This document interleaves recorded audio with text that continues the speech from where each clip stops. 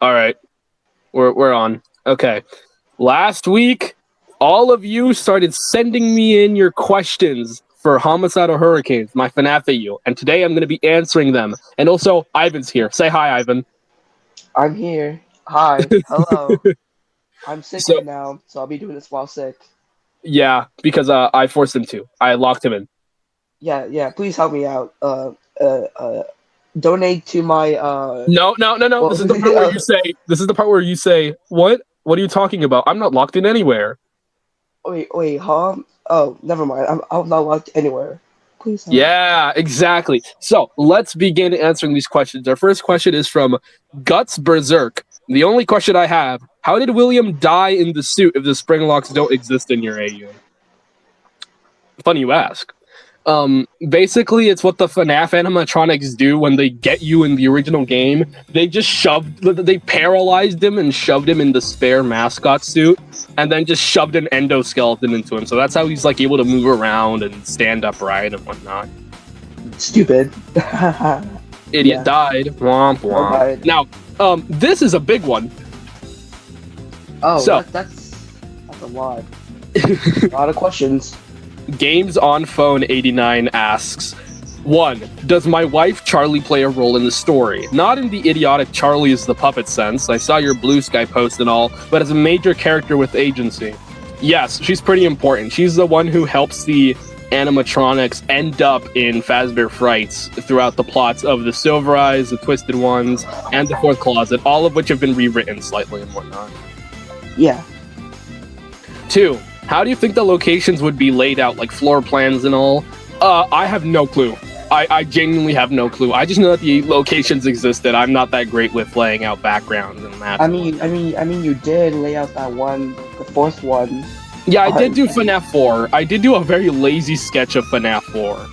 Yeah, but that's for like the cool people in the secret. In the Discord server! Thank you, Ivan, for shouting that out. server. Yeah, Yeah, go check the server. Link in the description if I don't forget. there might not be one. Yeah, no, I might genuinely forget. Yeah. 4. Oh wait, no, I skipped out on 3. Sorry. 3. What would you say is the central narrative theme of this AU? Learning to move on from the past. Together, we are Five Nights at Freddy's. I'm going to beat you to death. Hurricane. I'm sorry. Please continue. All right. Excuse me. Bless you. I coughed. Anyways, yeah. Next question. 4. Do Mike and Jeremy passionately kiss each other? Yes, they do. No, no. They both have wives. They are straight cis white males. Trust. He's lying. I've read this firsthand. I'm kidding, but they do have wives. Yes. And they do have wives, and they're also not white. Yeah. Like, I would make a joke here, but I wouldn't. So this is public. I am not legally allowed to say this. Careful. You're gonna get us in trouble, man.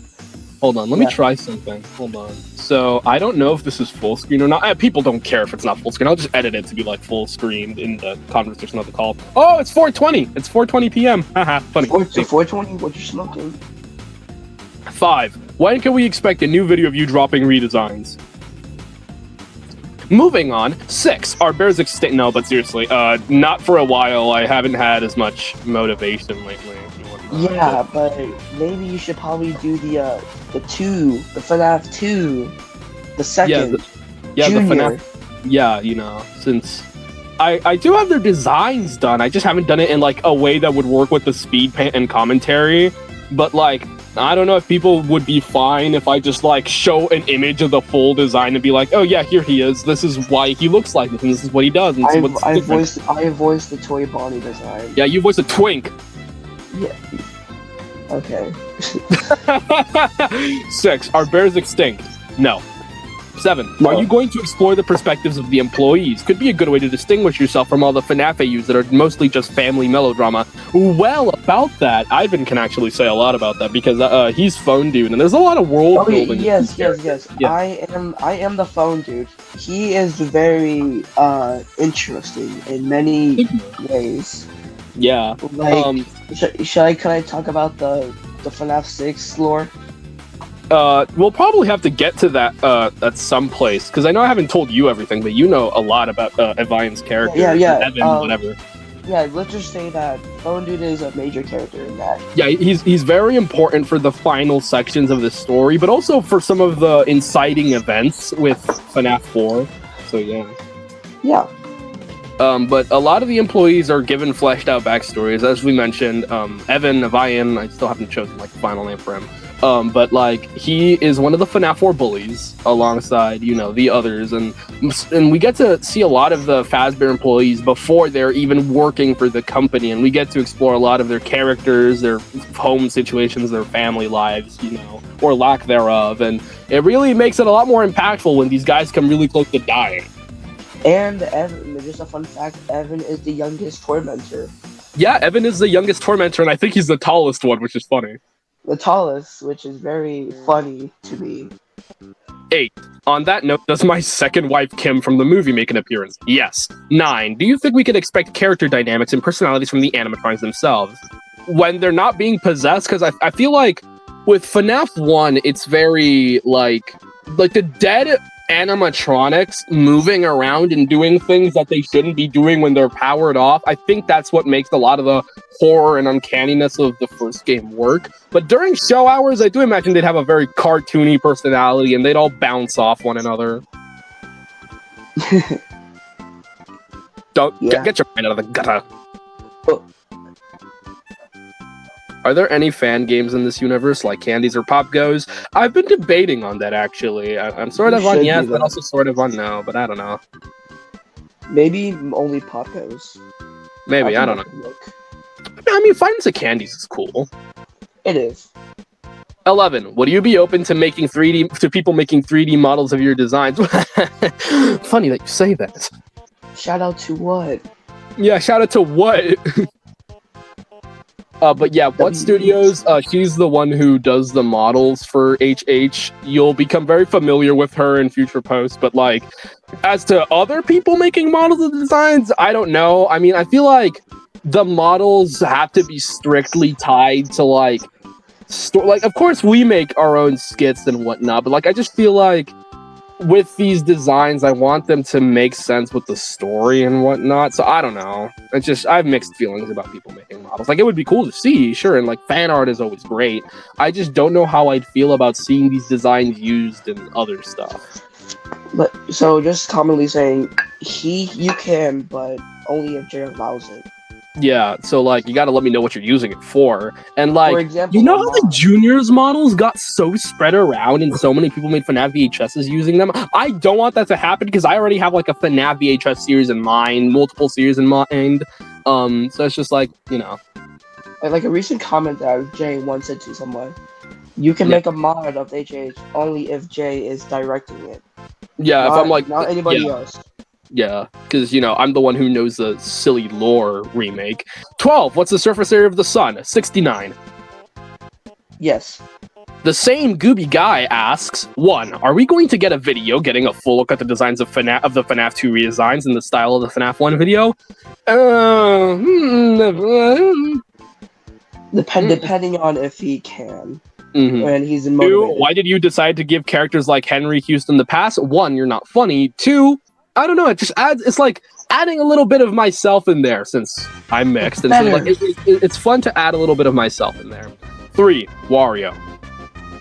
Truly, Wario. CD Perro asks, 1, does Sparky exist in this AU at all, even as a cut attraction or side character in a cartoon game? This question also applies to all the other host characters. Well, actually, He does. He's just not really that important, and I don't necessarily know what to do with him. I just like to imagine that he's one of Houston's older Fall Fest creations, and that he was just sold off and he was used in Sparky's Diner. Or he could be a prototype. Actually, no, there's already one for that. The Withers. Oh, yeah. Well, I mean, we also added the purple guy in the Vinny Vorbzoid! I haven't talked about Vinny Vorbzoid in a while. I love Vinny Vorbzoid with a passion. I'll put up an image of Vinny Vorbzoid on the screen, and like, as we're talking, I'll have stuff running by. But Vinny Vorbzoid is really fun to me because... Yes, Vinny Vorbzoid is based off the purple guy hoax animatronic. Yeah. And she, or I think it's either she. Yeah, she is an alien.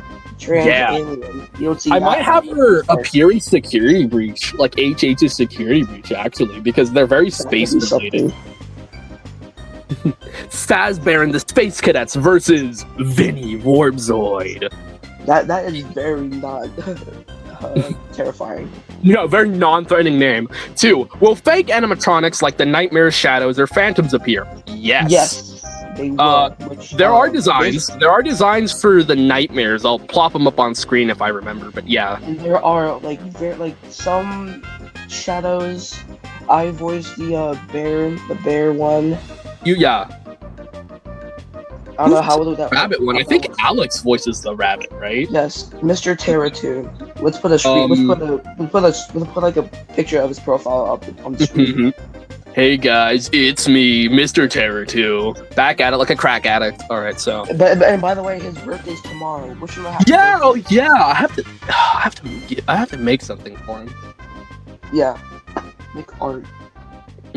3. What games will the AU be pulling from? All of them, or just the more grounded ones? Well, there's 2 not genres, but subplots of the AU where it's like, not subplots, but there's like 2 versions of the story. One of it is like more classic, sticking with FNAF 1 to Ultimate Custom Night. However, Sister Location, FNAF 6, and Custom Night are sort of different to make them fit in with the original games a little more. FNAF 6 and FNAF 3 are fused, so that's something. And Old Man Consequences has appeared on Jay's old channel. Basically, he was an alligator fisherman. Yeah, he's still the alligator. He's still the alligator. But yeah, I think I made him Monty's uncle. Actually, that's a cool bit of world building. I think I made him like Monty's uncle. Yeah, but and that's like old Ward in the old channel that Jay had. Oh, and let me to continue this. Security Breach and everything Steel Wool related does appear later on in the extension AU. Yeah. 4. If all of the games are being used for inspiration, what will FNAF World? Will FNAF World be included in that? Will Old Man Consequences appear, or the Deskman, or any of the enemies? Funny because we were just talking about that.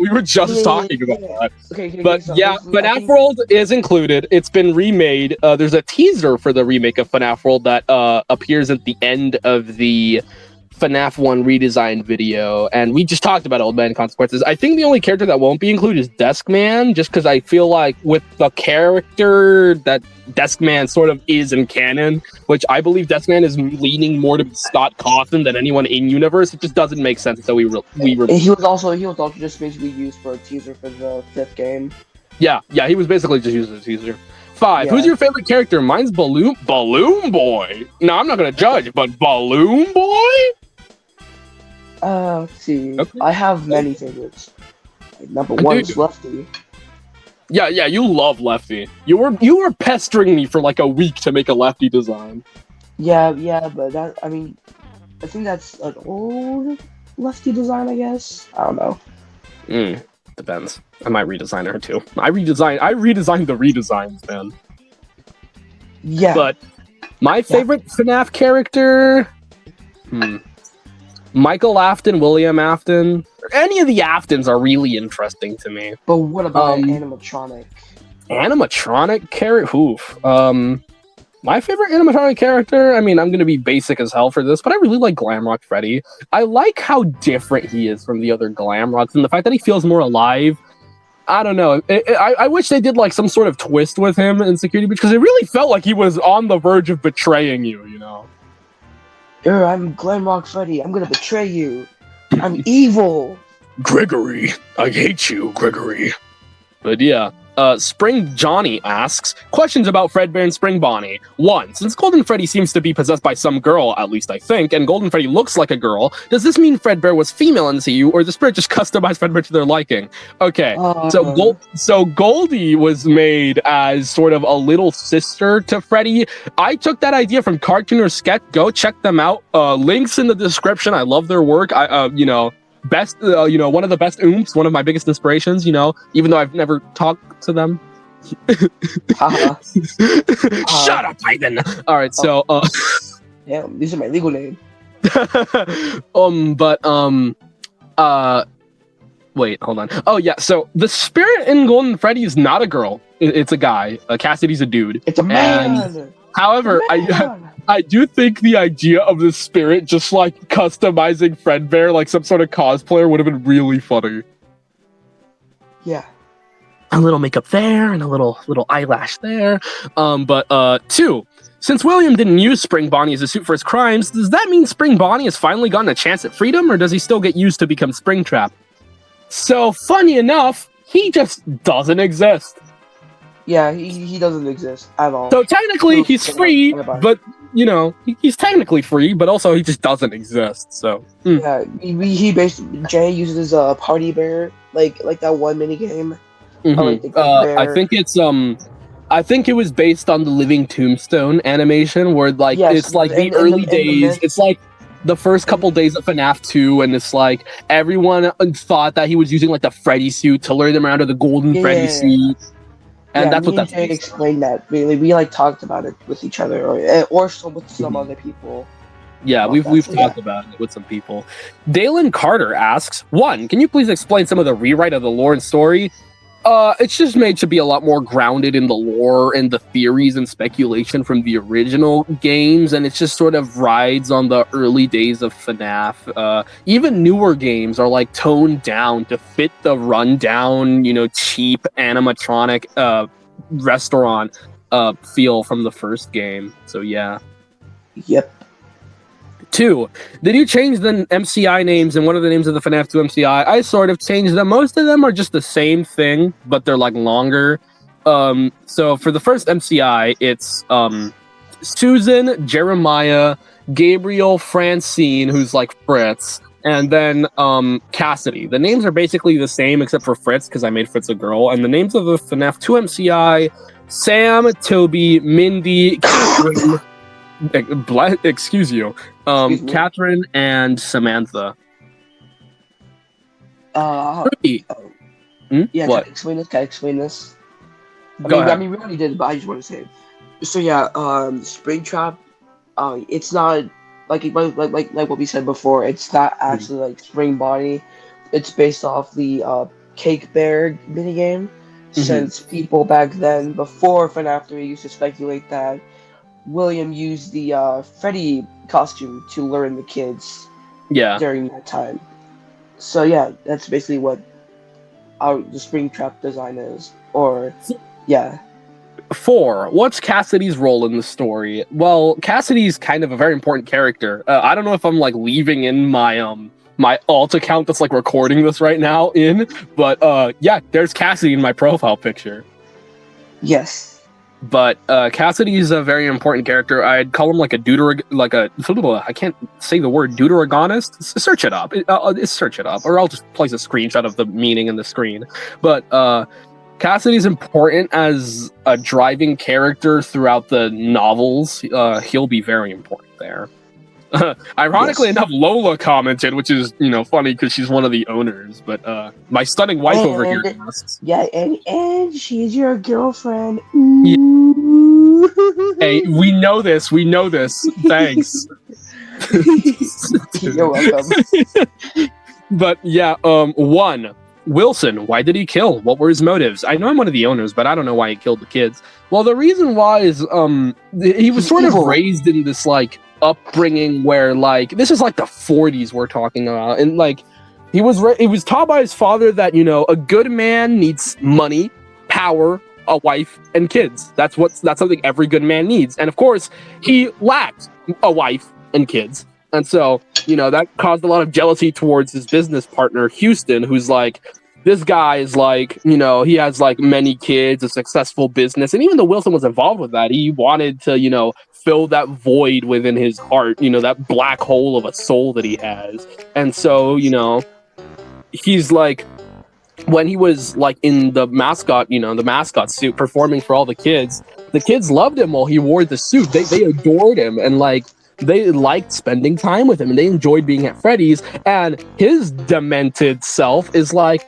well, I could provide you fantasy and fun forever. Just stabby, stab, stab, stab, and then he kills them all and stuffs them. And so, in a weird way, he sees the animatronics as sort of a beautiful alternate way of life, a perfect shell that's preserved for eternity, and yeah. So that's Listen, why. kid, if you follow me into this back room, you'll become an animal. Don't even question it. Just go in the back room. I feel like if he was gonna be a little more direct like that, he'd be like, "Hey, you want to become your favorite character? Follow me." Yeah. 2. Houston, why does he listen to Wilson rather than spend time with his children, especially when they need him most? Well, the reason why is because at the start of the story, Houston is a very trusting person. He gives Wilson second, third, fourth, and fifth chances, and like he sees something in Wilson. He has hope for Wilson because he knows that his friend is struggling. Yeah, I can fix him type shit. that's I can fix him. platonic. I can fix him. Yeah. I like to imagine that their relationship is very similar to Jimmy and Curly's from Mouthwashing, where like one looks up to the other and is like, one is like admires the other and is very actively jealous at the same time. It's like a love-hate relationship, and the other sees hope in the person, seeing the good in this bad person. But yeah. But Houston tries to spend time with his family. It's just difficult because he's running a business and whatnot, and that gets in the way a lot. But he tries his best. He's busy making fat stacks of cash. Oscar Production 6 asks, 1. How long did all the Freddy's locations stay open? Fredbear's stayed open from 1976 to 1980. The original unwithered location of Freddy's stayed open from 1977 to 1983. Circus Babies stays open from 1984 to 1985. The FNAF 2 location stays open from 1985 to 1987. The FNAF 1 location stays open from 1989 to 1994. Fazbear's... there's another Circus Babies that opens around this time that, leads to the events of... some of the events of, the Fourth Closet and Twisted Ones and whatnot. That's around right before Wilson dies, so this is like 1990s. And then Fazbear's... Fazbear's Frights happens in around 2005, and then the Pizzaplex happens around 2013 to 2015. Yeah. 2. When did Wilson kill Charlie? He didn't. He killed her twin brother. 3. How old are the animatronics, character-wise? Probably somewhere between their 20s and their 40s. Most of them. Yeah. 3. I already read. Depending on the location. Depending on the location, their ages switch around a lot, yeah. Because like in FNAF World, they're like teenagers, and in FNAF 2, they're like teenagers as well. And then some locations, they're older. The Wizards are like grandparents at this point. Yeah. But yeah. 4. How did CJ die? Well, he didn't necessarily die from the bite, but he was heavily injured from the bite of 87. Which one was that? Was that the Toy Chica? Yeah, that was Toy Chica. Yeah, funny thing is, he actually tried to give Toy Chica a big kiss in the lips. He tried to give Toy Chica a smooch, but Toy Chica, being the girl boss she is, ripped out his brain. So, Yeah. Like classic rejection of many women around that time. It was rough for me. I was trying to hook up with a girl. She bit my brain out. It happens. Yeah, it just happens. One time I kind of bled out on the floor. Like I was having some sort of quote unquote blood loss, but whatever. It just happens. Yeah, typical day. 5. Already asked this, but could you do an animatic on the Great Films FNAF fan film? It's here on YouTube. If not, that's okay. Thanks a lot. I've never heard of this. Me neither. But that might take a lot. Yeah. So if it's a fan film, I don't know. But I'll check it out. I might have already checked it out. I don't know. I've seen a lot of FNAF fan films. I just don't remember the people who made them. So yeah. Liquid Crayons 87 asks, is the mascot namer Freddy, Fredbear, or is the suit his own character? Kind of all. I mean, all three. He takes the role of Fredbear, but he's also a prototype version of Freddy, but he's not one or the other. He's sort of a weird in-between, so I'd consider him an original character, so he's kind of all three. Mad Rabbit Videos 3311 asks, 1. Why is Toy Chica munching on guts of a frontal lobe in your version in the bite of 87? Also, inspired choice to make Toy Chica the one doing the bite. That's a really fun way to implement her losing her beak and having more teeth. The reason is because of her lines in Ultimate Custom Night. People always say that, oh, Mangle has to be the one because she has the big jaw that can, and she's the one who bites down in her animation. All of the jump scares are bites. How long are people gonna, like, you listen, all the jump scares in that game are a bite. I don't care what you say, they all are a bite. And we're all forgetting the fact that, you know, these animatronic, even with their, like, closed off lids, are huge. These are, like, 8, 9 feet tall. They could fit a head in their mouth. You guys are underestimating the toys. So, yeah, her lines in Ultimate Custom Night, plus the fact that, you know, there's not a lot of evidence to Mangle being the one who did the bite. Toy Chica has more evidence. That's true. Also, the let's eat thing, you know.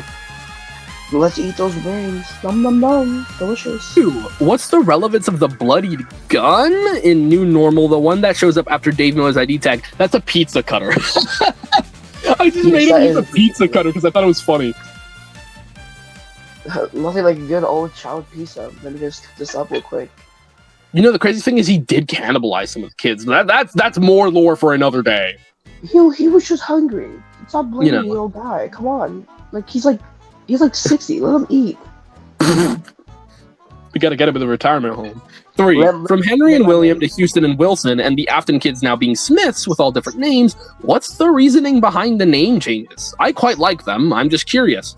I like the idea of Homicidal Hurricane slowly becoming its own thing and being separate from just being another FNAF AU. I can't talk today. If you haven't noticed, I've been changing a lot about the lore and a lot about the story. And you know, Freddy isn't even called a Freddy in some locations. He's Fred E. There's a difference, a small one, but there's a difference. Like Chuck E. Cheese, like Freddy, Fred Entertainment. Fazbear. Yes. But you know, I want HH to slowly become its own thing. And I might be wrong or I might be correct, but isn't like Mason like not a biological kid of Wilson? No, none of them belong to Wilson. Wilson just doesn't have kids. Okay, yeah, that makes sense. That makes a bit more sense because he's white. He's a white man. 4. Nightmare animatronic designs when? So funny thing about that, I did redesigns a little bit ago, like days ago, I mean. And the it's like of the channel. Yeah, like no, this was like after the channel. I could have made it into a video if I really wanted to. I just didn't because I was lazy. Oh, okay. People are gonna be pissed at me for that, but I'll show off the nightmares again in the right now. We're waiting. Excuse me. Excuse you. I can smell that from all the way over here. 5. Who's the guy with the charming smile standing behind Fitzgerald in that one community post? He looks a bit too built like a truck to be Wilson or even Dave, unless he's hit the gym. That's meant to be Dave. It's just I just wanted him to look big and creepy. He thinks he's a big tough man, but he's just a scrawny, skinny, white man. He's literally a rat. He's literally a sopping wet rat. He eats the old pizza off the floor when he goes to the old Fazbear locations. No, because there is like pizza all over the floor. That probably belongs to him. Yeah, just let the man eat his old rotting pizza, like all the way from the 80s. I have 3 questions. 1, what happened to Fredbear and Spring Bonnie? Fredbear sort of stuck around. Spring Bonnie he just got scrapped. 2, what's your favorite animatronic design that you've made? FNAF 1 Freddy, FNAF 1 Chica, Circus Baby. I really like those. I would say the mascot killer suit too, but Doccy literally designed that. Like, he helped me so much with the design. That design practically belongs to him, so. You both own the design. Well, yeah, but like it's basically his. He's the one who did it. I just made it look slightly cool. He did it first. He owns the mascot. Yeah, he did the Freddy. He did the Freddy and the mascot thing first. Well, technically, if we're being technical and literal, the fandom community did. You did it first, but in terms of bringing it into modern AUs, I think Doccy was one of, if not the first person to do that. Yeah. 3. What are the souls' names? It said 20 animatronics. Well, I already went over this, but it's Sam, Toby, Mindy, Catherine, and Samantha. And you'll see their designs in the new normal video. Yeah, they're there. The Robot Fox 4272 asks, 1. What does Mangle look like? It's a poodle just with a bare endoskeleton and another head that belongs to a little puppet she'd use while doing her stuff in Kids Cove. I like to imagine that Kids Cove would almost be like this, the library from Amanda the Adventurer 2. I imagine it would be sort of like that, where you get the animatronic in this little box, and she has a puppet that she uses to talk to her and entertain the kids and whatnot, and that's how the endo head shows up there. Yeah, but we all know what happened after years, months later. Oh, Sage is back. Hello, we're doing the Q&A right now. New special guest, guys. We have new special guest, our big sister. Oh, hi. What's up? So yeah, Sorry. we're recording. No, it's all right. We're just recording the Q&A. I completely forgot this mute was open. Not me to join it. But hello. Everyone, be nice to Sage. Say hi in the comments right now. By the way, Sage, you might be able to answer some questions if you might cool. know some. Cool. Yeah. Yeah. 2. Why did you make the murder suit Freddy instead of Bonnie? Was it based off of Cake Bear? Because of the early community thought that some version of Freddy was used during the killings. Also, yes, it was based off of Cake Bear.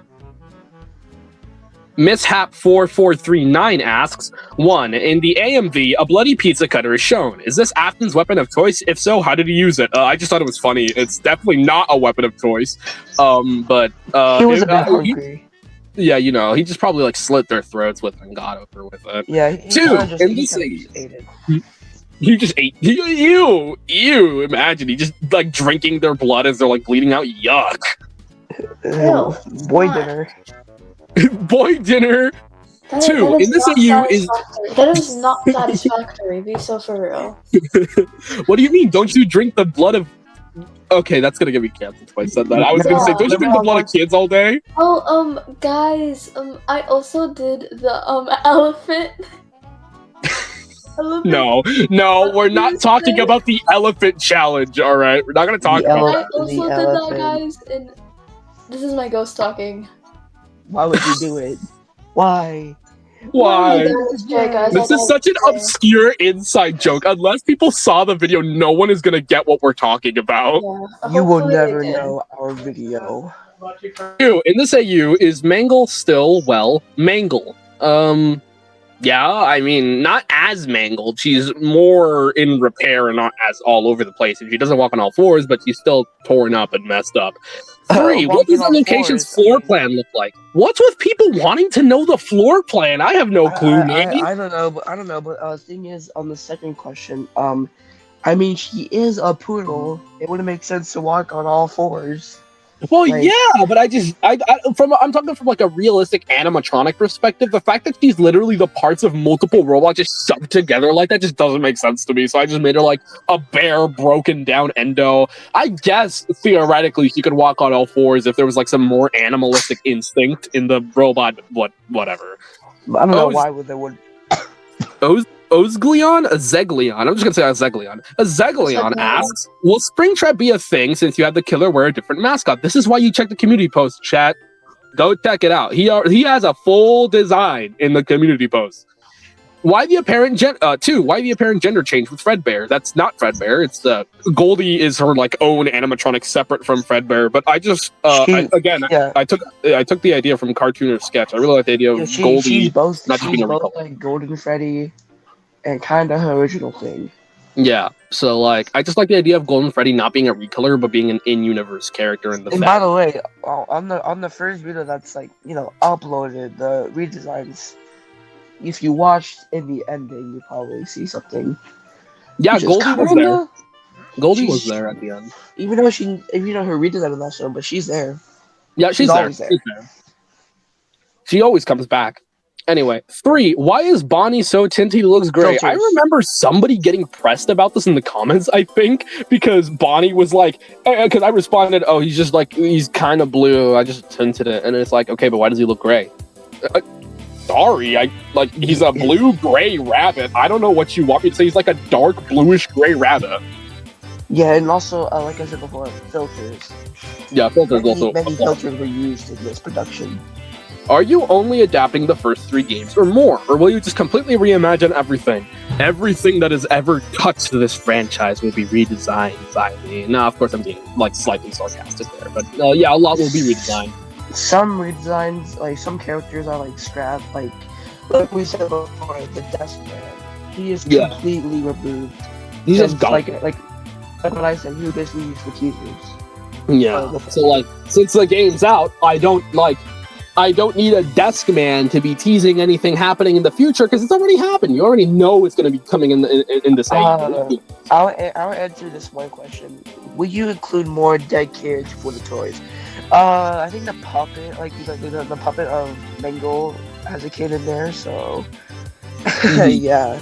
Yeah, all the toys. I was originally gonna have someone possess Balloon Boy, but literally all he does is just come say hello, hi, and then leave. So it's like, I don't really think he needs a spirit. He could just be possessed by the shatter victim theory, where the kids can also theoretically, if the agony is big enough, they can theoretically possess the building and other things in the building, like what Andrew did in the books. I think that the DCI would do something similar. They just possessed the other things in the restaurant, which includes the paper pals, the balloon children, Who are we? We are the paper pal.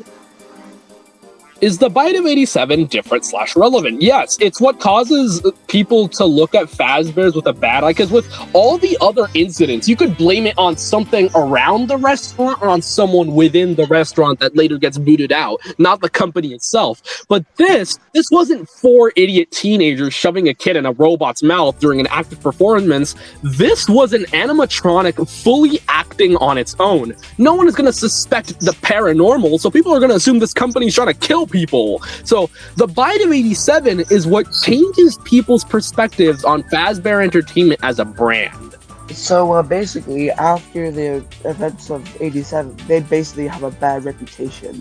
Yeah, they have a really bad reputation. The rest of the years of the Fazbear company. Yeah, even in the Pizzaplex days, which is 2013, 2015, even in these days, people are still talking about it. People come there for nostalgia, for that, but they also come there because of the legends of the murders. Oh wow! Yeah. And it's become such a big thing in that area that a whole horror attraction was designed and even became popular because of the killings. In which the main character of this AU of Security Breach might be interested in that. Security Breach's main character. He's been here. He's probably has a link in my YouTube channel, and you can find him documenting all sort of things. But that's me getting ahead of myself. Will you take inspiration from the books? Most of the books are canon, I think. I've made many of the books canon. The Silver Eyes. Yeah, I made the Silver Eyes trilogy canon because I really like it. I'm still debating on Tales from the Pizzaplex and Fazbear Frights, but if I do include them, I'll include select stories because I'm not going to have Springtrap impregnate MatPat. That's not going to be a plot line. Oh, tell Jay that he should. In the comments, tell Jay that he should. No, I'm not going to remake In the Flesh, bro. Tell Jay that he should. I came here to wreak havoc on these people. Yes. Where can I wreak havoc? What's the thing? I mean, if you're talking about the AU, all the AU content can be found here on someone's Tumblr and on my Blue Sky account. You can find some, and on my Twitter, but Twitter's going to hell right now, so I don't know. It's all going to crap. Twitter's kind of going through Twitter is Winter. It's going through its rough patch right now. Yeah, it's going through its emo phase right now. All Alphi Whitestone 8676 asks, how do the Springlock suits work in your universe? They don't exist. 2, does the name of the bear? What is the name of the bear? I can't talk. What is the name of the bear character? The suit for Springtrap. I based his name off of what Freddy was originally called in the scrapped fundraiser for FNAF. Freddy Bear. 3, does FNAF 2 take place before FNAF 1 in your universe? Yes.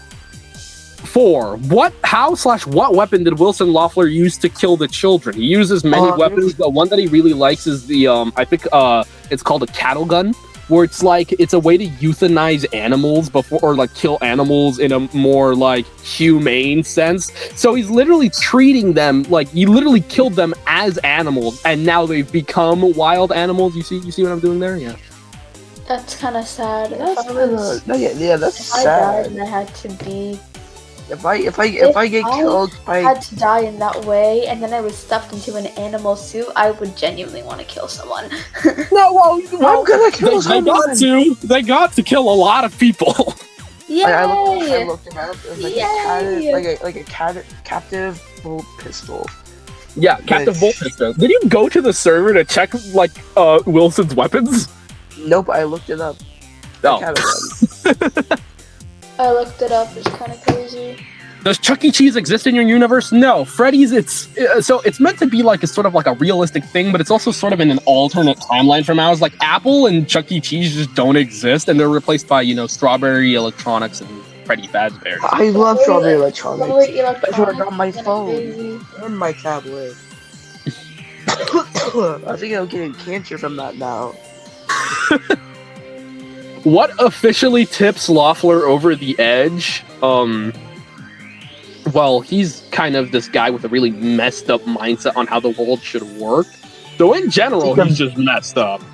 Think of Jeffrey Dahmer. I'm kidding. Well, he does. I do take a lot of inspiration from actual 80s serial killers and just psychopaths in general and the way that they think. So I feel like one of my big inspirations for Wilson is Patrick Bateman, and not in the Sigma way, not like that, more in he's just a silly little guy way, alright?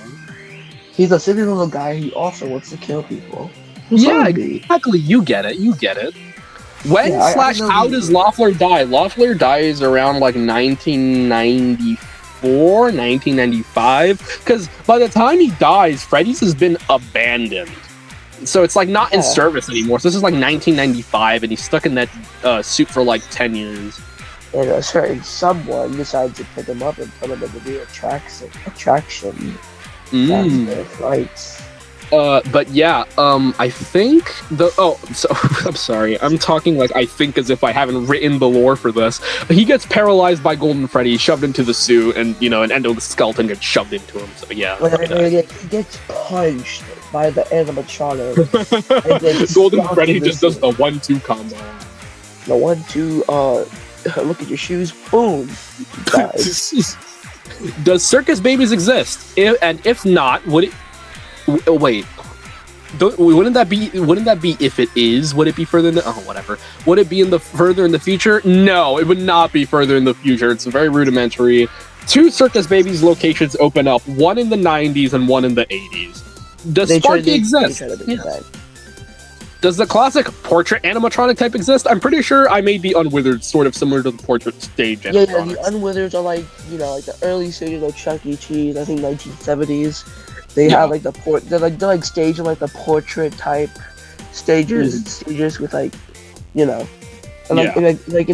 on top of the people where the diners are. Oh, whoops! I didn't mean to do that. There we go. Okay.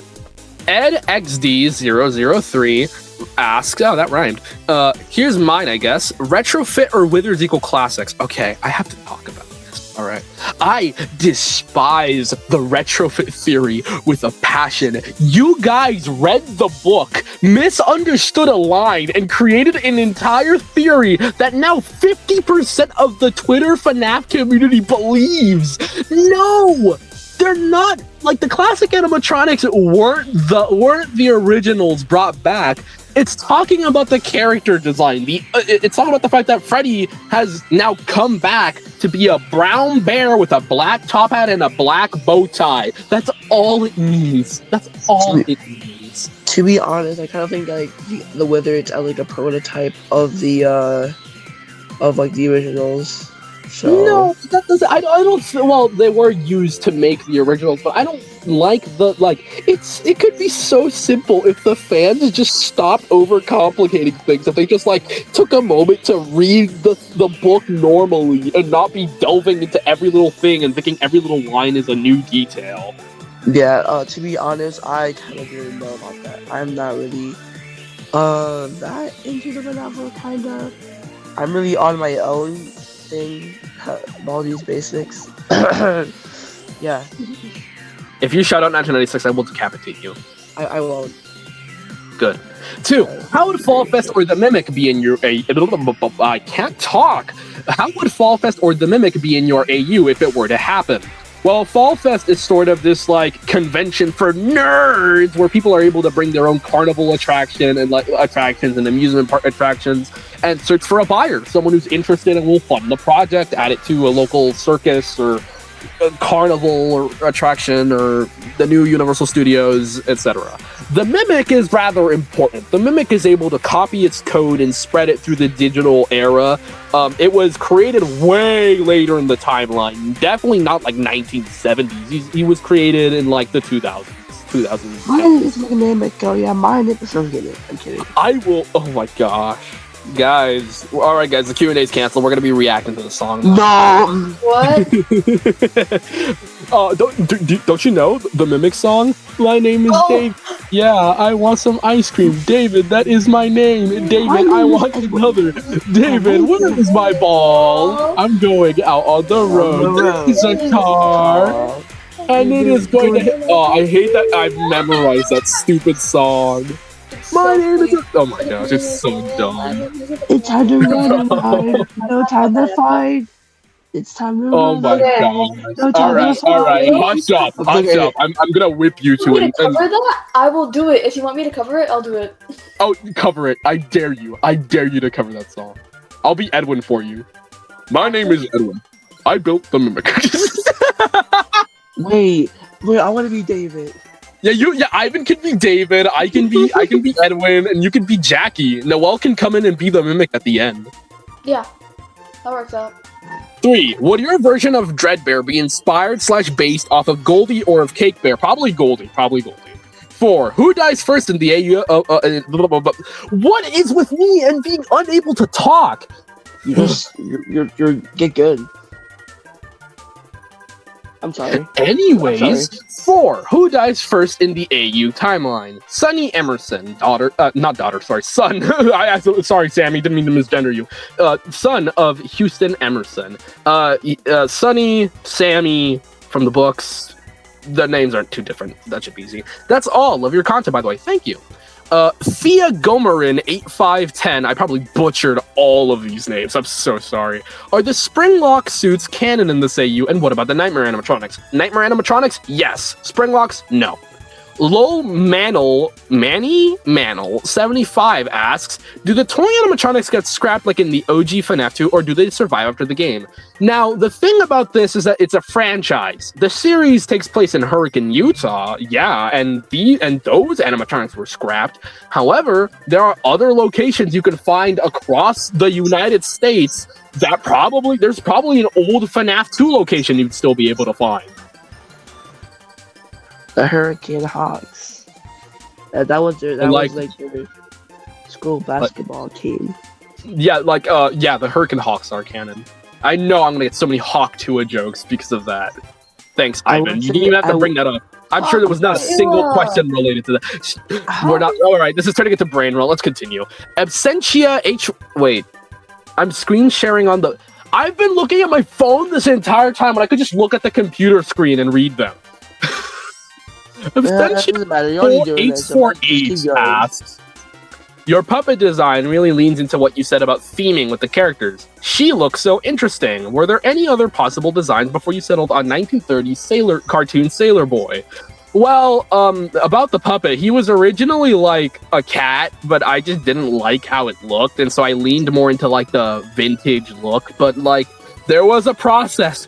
Ooh boy, it was a process. We went from cat to jester to clown to nighttime sort of daycare attendant almost. Eventually, we just I just landed on 30s puppet boy. Puppet boy. Gray Bear World 9476 asks, does Spring Bonnie exist in this universe, or was it always Cake Bear? Spring Bonnie doesn't exist. We're gonna get so many comments about this. Okay. Whatever like question that you already said, let's just skip those as we already said. How did Purple Guy get springed inside of... Okay, we already went over this. This whole comment already has gone answered like 5 questions ago. But to sum it up, Spring Bonnie doesn't exist. Fredbear sort of exists. And the Purple Guy was paralyzed, stuffed into the suit, and had an endoskeleton pushed into him. Someone out there's probably into that. Koshia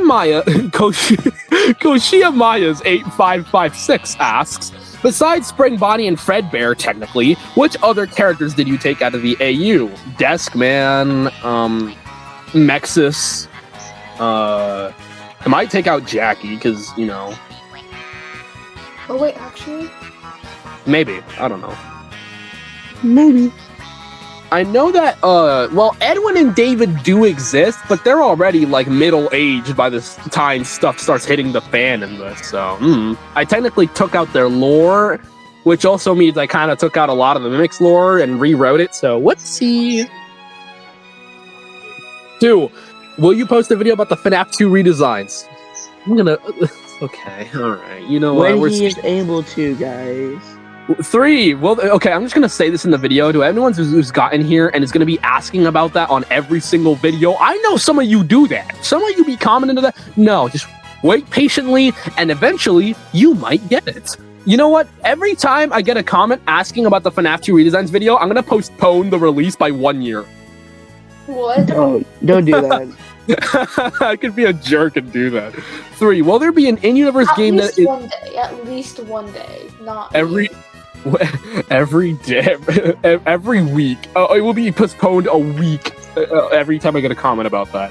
3, will there be an in-universe game that is the FNAF World equivalent to Homicide Arcades with it having major differences? Fazbear Fun Birthday Bash Adventure. I merged the names. It's Fazbear's Birthday Bash Adventure. I haven't gotten used to the new name, but yeah.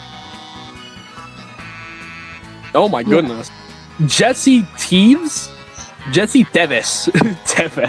Jesse Teves asks, 1, how would each of the other locations look like? And then they give an example of what they think each one would look like. And like, you know what?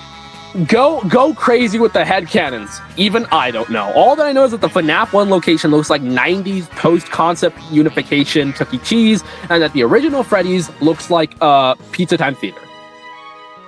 2, how are Henry, Charlotte, and the Afton family going to fit into this? Houston is important in the sense that he's sort of the mastermind of like the locations and the one who ends up coming up with a big plan near the end of the classic era. And Lucky is important because she's able to bring the like animatronics together, help have the spirits get free from their like, or how would I phrase this? She helps the animatronics get their memory back. And the Smiths are important because, one of them is literally the main character of the classic era. The other 2 are very important side characters that each have their own plots, Will Security Breach be canon, or will it... again, we've talked about this, so we're going to skip over this, but sum it up again, because I feel really nice and I feel really bad for not answering each and every comment. Basically, there's 2 versions of the 8. One that ends at Ultimate Custom Night, and the other that continues on in the Steel Wool era. 4, one thing I would like you to do is have Freddy's and Fredbears have competition. Now, I'm not going to read the rest of this, because I know what the rest of this comment says. I've had to re-record this video over and over again. So, the problem with this is that it's a neat idea. It could work if the restaurants were owned by different people. Both of them are owned by the same people. Different companies, same people. So, 5, will Spring Bonnie appear? You already know. 6, one last... 6. You already know who it is. It's your boy. Okay, I'm not embarrassing myself. You got that one clip of me. That's all you're getting. 6. One last one is, okay, you should make your AU into a game. Funny thing about that is, anyway, A Rabbit Doodles asks, I love your FNAF AU, but the idea of making the AU in the style of old Chuck E. Cheese was epic and your art style is great, but I have 3 questions. Will the flip side be important for the lore? There's an entire character that is possessed by half of the flip side that will be revealed. Or if you're on my Twitter, you already know who it is. Or if you talk to me on Discord, you already know who it is. But there's a character who is very connected to the flip side. Will Fazbear Fright book stories be included in your AU? As of right now, I know I want To Be Beautiful and Into the Pit to happen. I don't know when, but I want it to happen. Will the Mimic be in your AU? Sorry for the somewhat random and ridiculous questions. I'm like, no, do not apologize. No, ask me as much questions as you want. I was talking to Doccy and I said, I would rather have one person ask me 5,000 questions in the same comment than to have no questions to answer at all. So, like, I don't care about how crazy the questions are. I'm here and I answer them. But the Mimic is in the AU. She appears later on in the story. Also, I'm creating a FNAF AU, although I'm starting from scratch and creating the AU, and I'm a newbie. Hey, it doesn't matter if you're new. Listen, you don't even need a good understanding of the lore. It's an AU. You get to go wild, go crazy, have fun with it. That's my advice. Spread the word. Spread the word. Spread the word. SpongeBob. Wait, Sage. What? I said yes. Love that. Alright. Spread the word. SpongeBob Gaming 3460 asks, is the Fred Trap thing based off Salvage, that old hoax from long ago? Actually, ironically enough, I didn't have Salvage in mind when making the character, and then I just kind of went along with the name that his name could have been Salvage. However, now that I'm thinking about it, it doesn't really make sense. Like, sure, he was Salvage from the location, but like, I feel like Molten Freddy would work better with Salvage. I'll work that out. Salvage is Cake Bear. Alright, hold on. Sorry, I didn't mean to do that.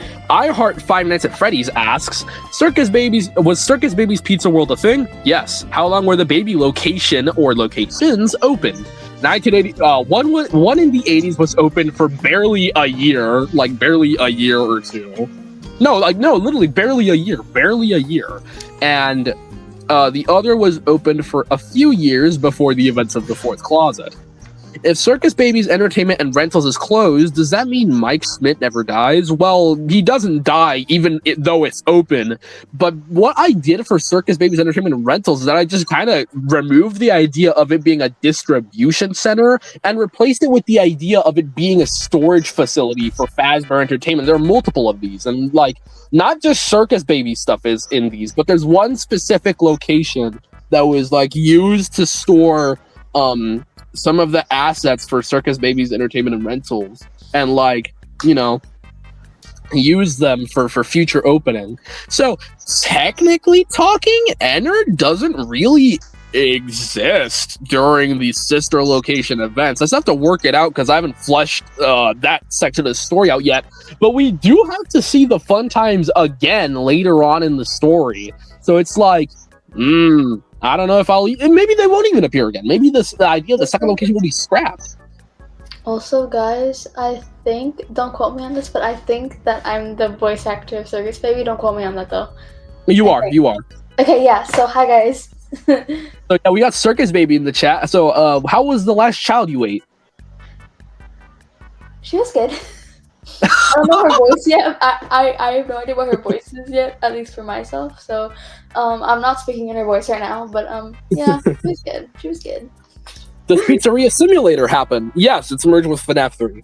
Is the Night Guard Mike Schmidt or Jeremy Fitzgerald in Pizza Sim? The Night Guard is Mike Schmidt, since, well, there are multiple characters who are involved in FNAF 6. So I like to imagine that you'd play from the perspectives of different people. Hell, I might even add Hudson in there and just have him die in the fire.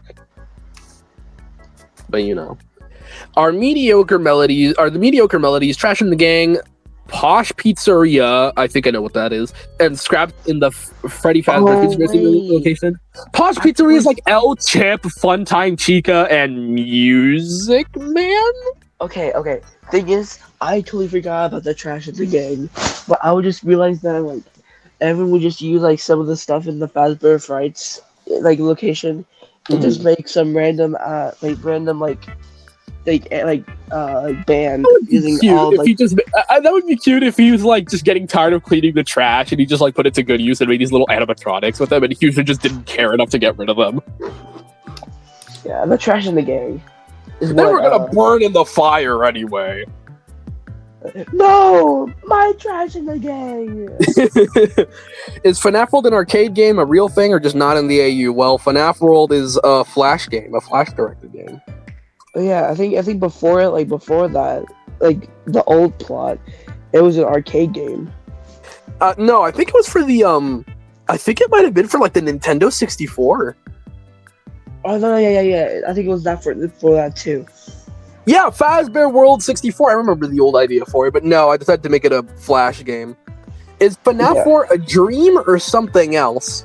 A bit of both. It could be considered a dream, but it's also a haunting. I still see your shadows in my room. The sad thing is that's kind of the plot of the last Final Nights. Take back the love that I gave you. It's in the part where I love it. Okay, bro. You're gonna get us a copyright strike with your beautiful singing, man. I do not sing beautiful. FNAF Rules 1695 asks, my main two questions are, 1, what happens to the bite victim from FNAF 4? He gets his head bitten. That's all I'll elaborate on for now. 2, what's William's motive for what he does? We've already talked about this, but basically his motives are driven on jealousy, hatred, and his twisted fascination with being the perfect man. I will be perfect. A Brown 5204 asks, 1, I hope this makes sense, but does Homicidal Hurricanes have a timeline? Like, where does it end and where does it begin? Roughly, very barely, but it exists. It exists. 2, what inspired you to make your own unique What inspired you to make your unique takes on the designs of the characters? Like how you made Withered Foxy a cowboy, and made Freddy look like he belongs in a log cabin in the forest of Massachusetts in the 90s. That's oddly specific, man! Well, to be very specific, I think the Western Foxy design, that is the unwithered design for Foxy. Yes. He used to be a Western cowboy. Yeah, so the idea was that they'd have this very vintage, this like 50s aesthetic to them, and I couldn't come up with something good. So I just thought of like, well, I already because the Foxy thing came from Security Breach, ironically enough, because of Cowboy Foxy's log ride or something with Cowboy Foxy that showed up, and there's like this Wild West theme in Help Wanted 2. So I just thought of that, and it's like, well, what if in the early locations, maybe Freddy was a detective, Bonnie's a hillbilly, you know, and like Chica's like a 1950s diner waitress or something, and Foxy's like the outlaw, and Goldie is just like Goldilocks, basically, you know, the innocent one. Ooh, wait, maybe like Detective Fazbear hunts down the outlaw bandit, Foxy. Actually, I had a plot for what Freddy and Friends would look like, because in FNAF 4, there's like a TV show for Freddy and Friends, and like, I had an idea that it would be this sort of like Scooby-Doo thing where it's like, they repeat the plot and just like change the circumstances. I think that's what they did with the cartoon for before Security Breach released. But my idea was that like, it would start off with like Freddy, right? And Freddy's just like, you know, he's trying to catch this outlaw bandit. He's out and messing around again. And then, you know, he goes around, tries to find him, and, you know, he gets in these cartoony antics with Foxy that prevents him from getting him. And so he doesn't know what to do. He goes to the diner and talks with his love interest, Chica, and is like, I don't know what to do. Well, I'm sure you'll catch him eventually. Here, one on the house. And then he goes and talks to the last person you'd expect for him to talk to. The hillbilly. And it turns out the hillbilly knows everything that he needs to find him. He's just so stupid. It's so hard to get it out of him. But eventually he does, and Foxy's caught before breaking out the next episode. And it loops and it changes scenarios and whatnot. But it's very Hanna-Barbera-esque, you know. Plankton Stole My Pillow asks, I'm so sorry about your pillow, man, but asks, all right, let's go. Will you keep doing little animations or make it into a full show? What do I look like? I was gonna make a joke and then I messed it up with my stupid lisp. Oh my god. What do I look like? Walt Disney? Do I look like I'm made of money? But no, I feel like it would be more of like a novelization thing, and I feel like you could like put together the little episodes for Homicidal Hurricanes that'll come out and make it into a show, quote unquote, but it'll be very out of order and there's little in between. I think it might be a comic if I'm able to force myself to pump out, the art all the time, but I struggle with making comics. Are there any specific ways that the purple guy kills? If he still is a killer? Like there's one hint in the new normal. He uses a pizza cutter and what we mentioned before, a kettle gun. Mm-hmm. Like the one that we use to put down animals. Mm-hmm. Yeah. He also uses an axe, I think. Yes, an axe. Do you like cheese sticks? Yes, hell yes, they're great. Oh, I like mozzarella sticks. Who doesn't like any form of cheese sticks? I've never met anyone who doesn't like cheese sticks. Yeah. Why is Freddy genuinely disturbing? Because this is a horror franchise. What do you expect? Mark Matchklei.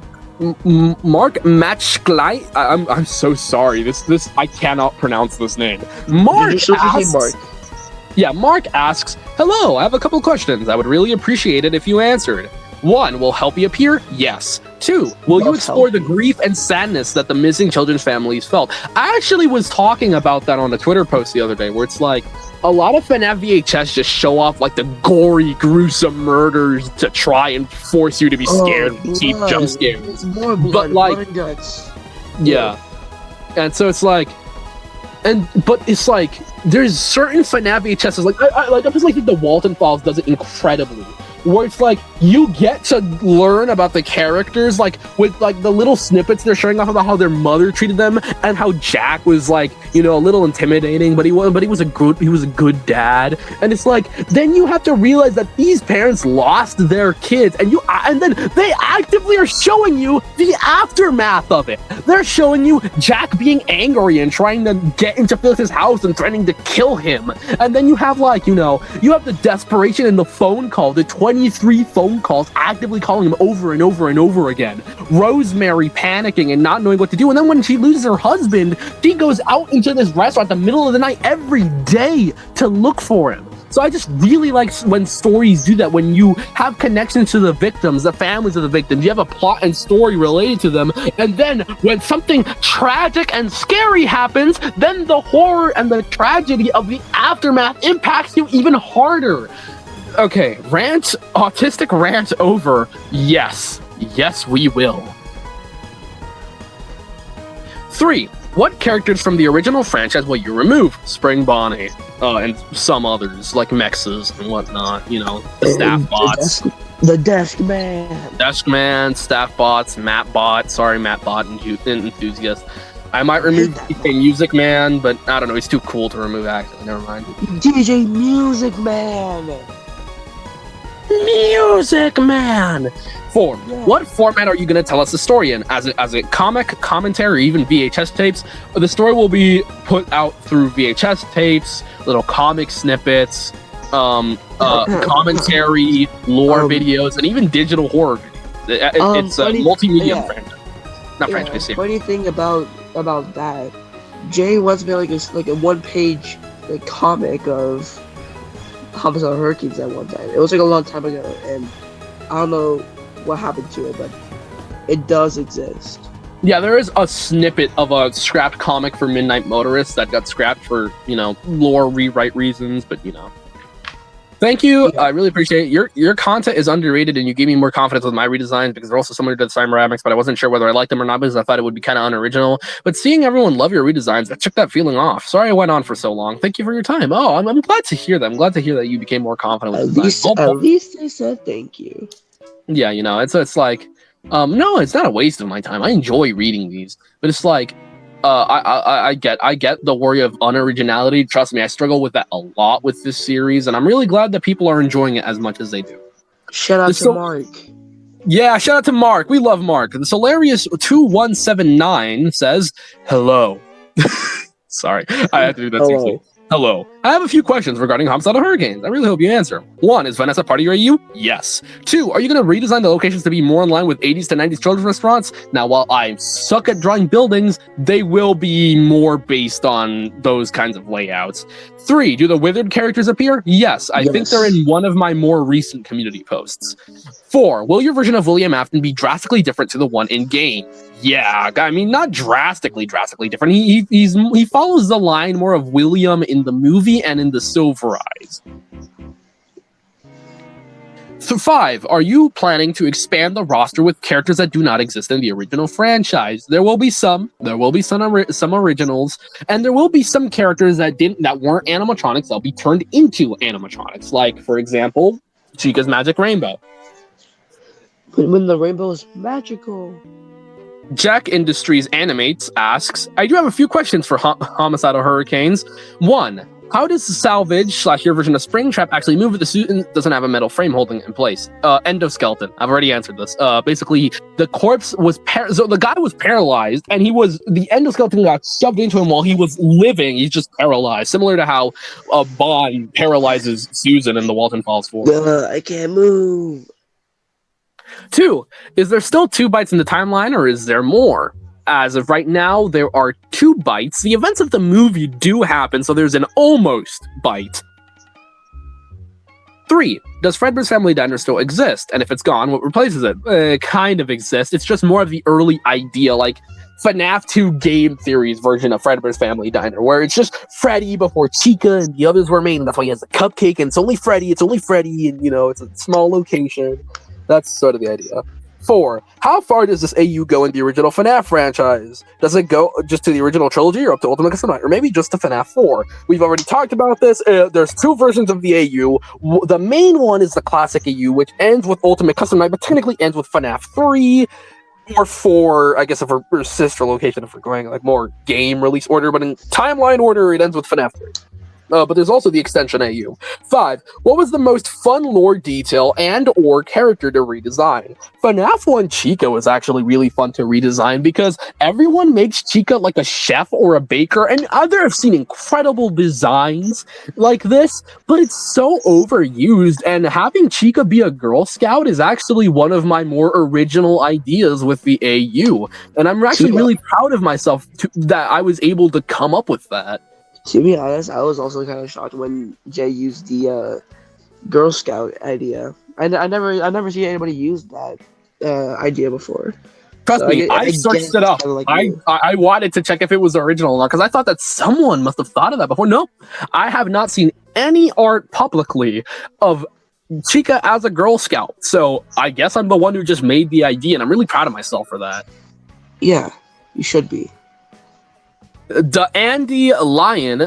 Oh, is that okay? I think it's like a play on Dandelion, but it's like the person's name. The Andy Lion 609 asks, 1, as someone who likes to flesh out the MCI kids for my own little AU / Weird Out of the Sorts, I'm actually a bit curious about them. Tell us a bit about them, just because I want to know any facts you have related to them. This is gonna be so fun to talk about because I love the MCI in my AU. I really love fleshing them out. So they're kind of like this old, little like friend group. It's sort of like this big friend group of kids who are just like sort of like a bit reckless. They're sort of the troublemakers almost. And they're sort of like the outcasts, and so, yeah. Okay. By the way, off topic thing. When I looked up Girl Scout Chica FNAF, you want to know what the first result is? James' design of Chica. I win. Funny, which is really cool. In my opinion. But yeah. The MCI kids are very based on the FNAF 4 kids. Of course, they look different, and they're not alive by the time the FNAF 4 minigames take place in, the original lore.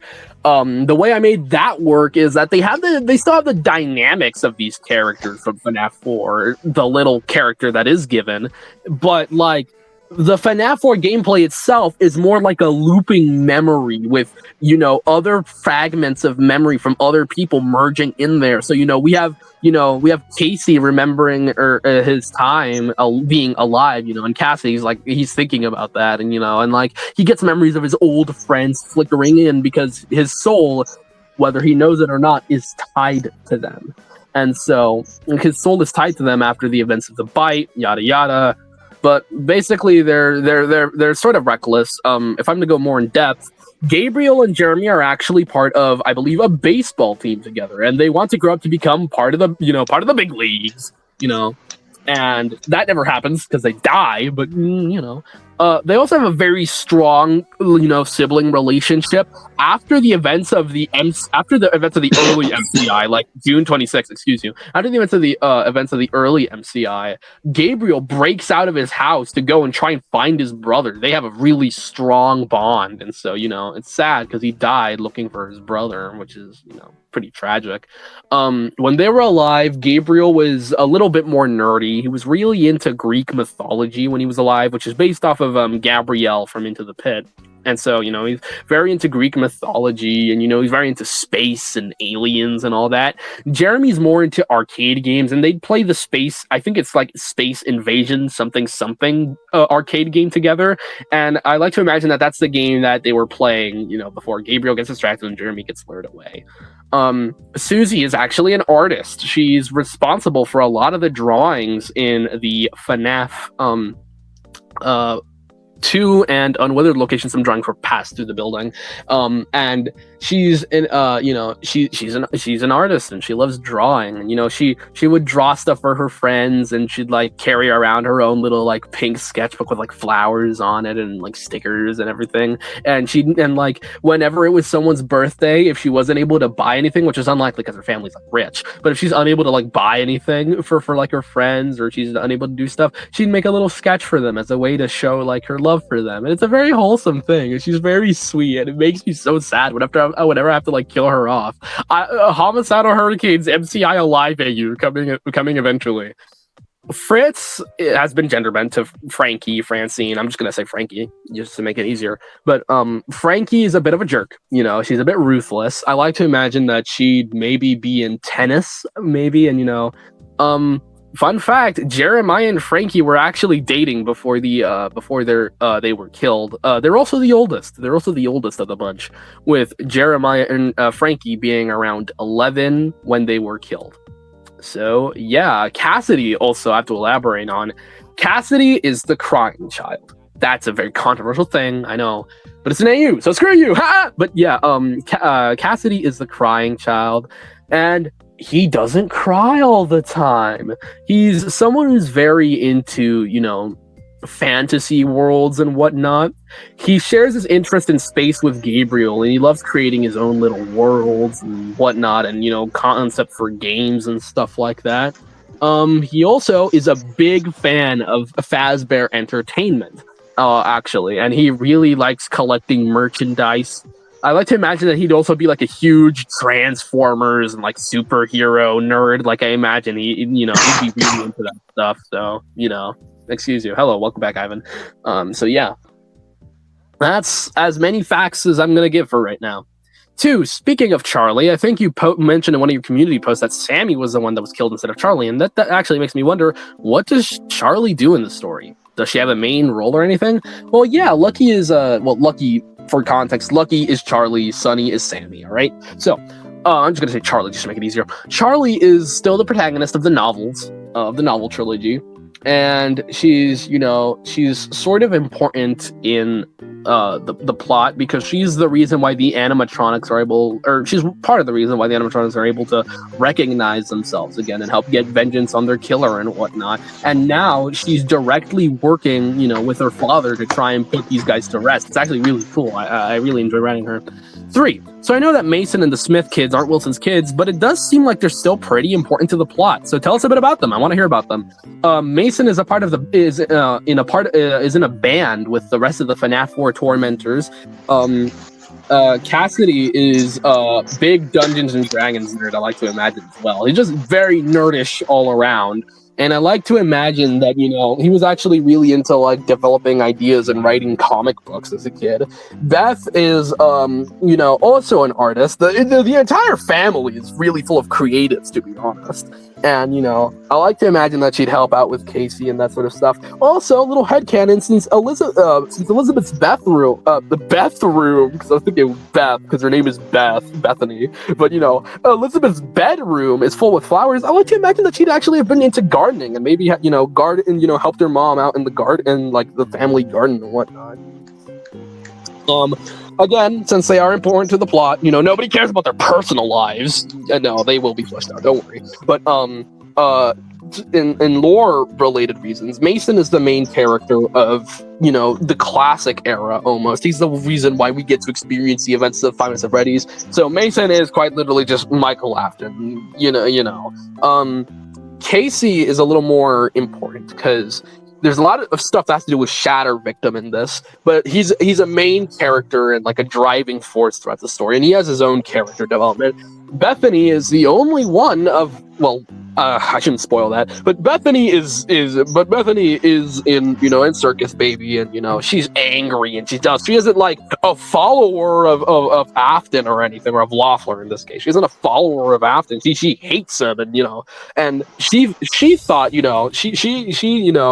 I don't know how it would make sense that she thinks that Mason is Loeffler in any way, or her connection to Loeffler, but I just think that maybe since it's less direct of a connection, maybe she's more vengeful towards the employees who are keeping them stored away and trapped, actively doing maintenance checks which hurts the body and the soul of the kids within. Every bright light, every flash, every movement of the endoskeleton hurts them. So she's vengeful towards the employees, and that's why she tries to, kill them. And she could think that in some way these workers are also responsible. However, I like to think that maybe the Ennard plan didn't exactly go through. And maybe Ennard isn't even formed by this point. But, who knows? Maybe Ennard is formed, and, by the time the events of the new circus, maybe those new designs, I don't know, I have to flesh all of that out. 4. Maybe some fun facts about Wilson and Houston. What was their relationship like? How did it change as things progressed? Well, it's complicated. Houston tried to see the good in a bad person, and Wilson saw something in Houston. He was jealous of him and hated him, and, but he also liked the guy. He was inspired by him. He looked up to him and admired him. Houston was almost like his trainee, and, Wilson was the rookie, and he hates that. He hates being the rookie. So, their relationship changes a lot over time, and, it becomes very sour and very despiteful. And Houston, while he's trying to, do the best for himself, Wilson gets worse and worse as time goes by. Their relationship was very complicated, and Houston was a very forgiving and oblivious person,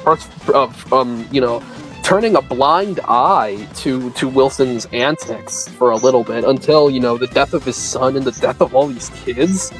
He knew something was up, and so he's vengeful now, and he knows what to do. He commends for his sins of not being there to protect his son or all of these other kids, and he feels very responsible for letting this wound bleed out. And so he becomes a more vengeful person as time goes by, and he's ready to right his wrongs. He's ready to right his wrongs. 5. I'm also a bit curious about Mangle and what's going on with them. I saw they're a poodle now, I think, if I'm remembering right, but also wondering, does Mangle still get ripped apart? If so, what do they look like and how do they function? Is their appearance still similar to canon, just, poodle, or do they have a different one? I don't think they really get ripped apart by many children. Basically, like, also with, like, the second endo head, like what Jay mentioned before, it's basically used for a puppet. Yeah, so it's like... her show. Yeah. So it's like... basically, that's basically how it works. And so I like to think that while they weren't torn apart, the excuse of them being torn apart still exists. They weren't torn apart by kids, that's all I'm saying. But, I like to imagine that, I think I have a design for Mangle laying around somewhere, but I have to do a lot of digging to find that. But it exists, it's out there somewhere. If I can find it, I'll put it up on screen, or I'll doodle something up. But, yeah. They wouldn't look too much like Mangle. They'd be a bare endoskeleton, very ripped up and torn up and whatnot. But they wouldn't Not a fox. as evil. Not anymore. Doccy, my boy. All right, we've gotten to Doccy's question. Some questions are related to just FNAF, and others are related to HH. 1. Are you planning to make more content like digital horror or VHS tapes surrounding HH? Yes. 2. Could you please show us some old designs? Doccy, do you want to hurt me? I'll put up very old, bad art of homicidal hurricanes on the screen. Doccy, you have access to my Twitter. You should know about this. You should know about these things. Yeah, I've seen some of those old ones. Plus, there's old series. Yeah. Which is mine. But yeah, he had some old designs. His circus baby design was worse. Yeah. 3. Favorite FNAF homicidal hurricane design you made? Somewhere between Circus Babies and Freddy's. To be honest, mine's the Wizards. They're Really? actually really good, yes. Well, the Wizards are some of my favorites, I'll agree. I really like the fun times in the Wizards as a whole. I really like them. Yeah, funny thing is, I think Jay told me before, he likes the fun times and the Wizards. Which yeah. But they're like the perfect set of designs in my opinion. Yes. Those all right. I don't know. But yeah. Yeah. Least favorite FNAF homicidal hurricanes design you made? That's a very I don't have to say it, but yeah. I haven't answered. It's a very shameful answer. What is it? Molten Freddy. A very old design for Molten Freddy exists. You probably know about it. You've probably seen it. I don't like it. I hate it. Oh wait, I think I remember. I think I know. Remember that one street paint you did of the FNAF 6? Yeah. I guess. Yeah. I remember. Yeah. 5. Why did you cut out Mexus? Mexus just didn't make sense with the story. Like this old machine security program designed to... It wouldn't fit with the remake of the story. I just don't think it makes sense. 6. Reason behind making Wilson childless? I just feel like he should be torn away from as much human connection as possible. He doesn't have siblings. He barely had any connections with his father. His mother probably dead or died, and the only person he has connections with is this random guy who he's jealous with. He should be devoid of human connection. He is a wild animal pretending to be a human. And yeah, he really didn't even have any children in the movie, the FNAF movie, so it kind of makes sense. He only had Vanessa, right? He only had Vanessa. Oh, it was only Vanessa that was his child.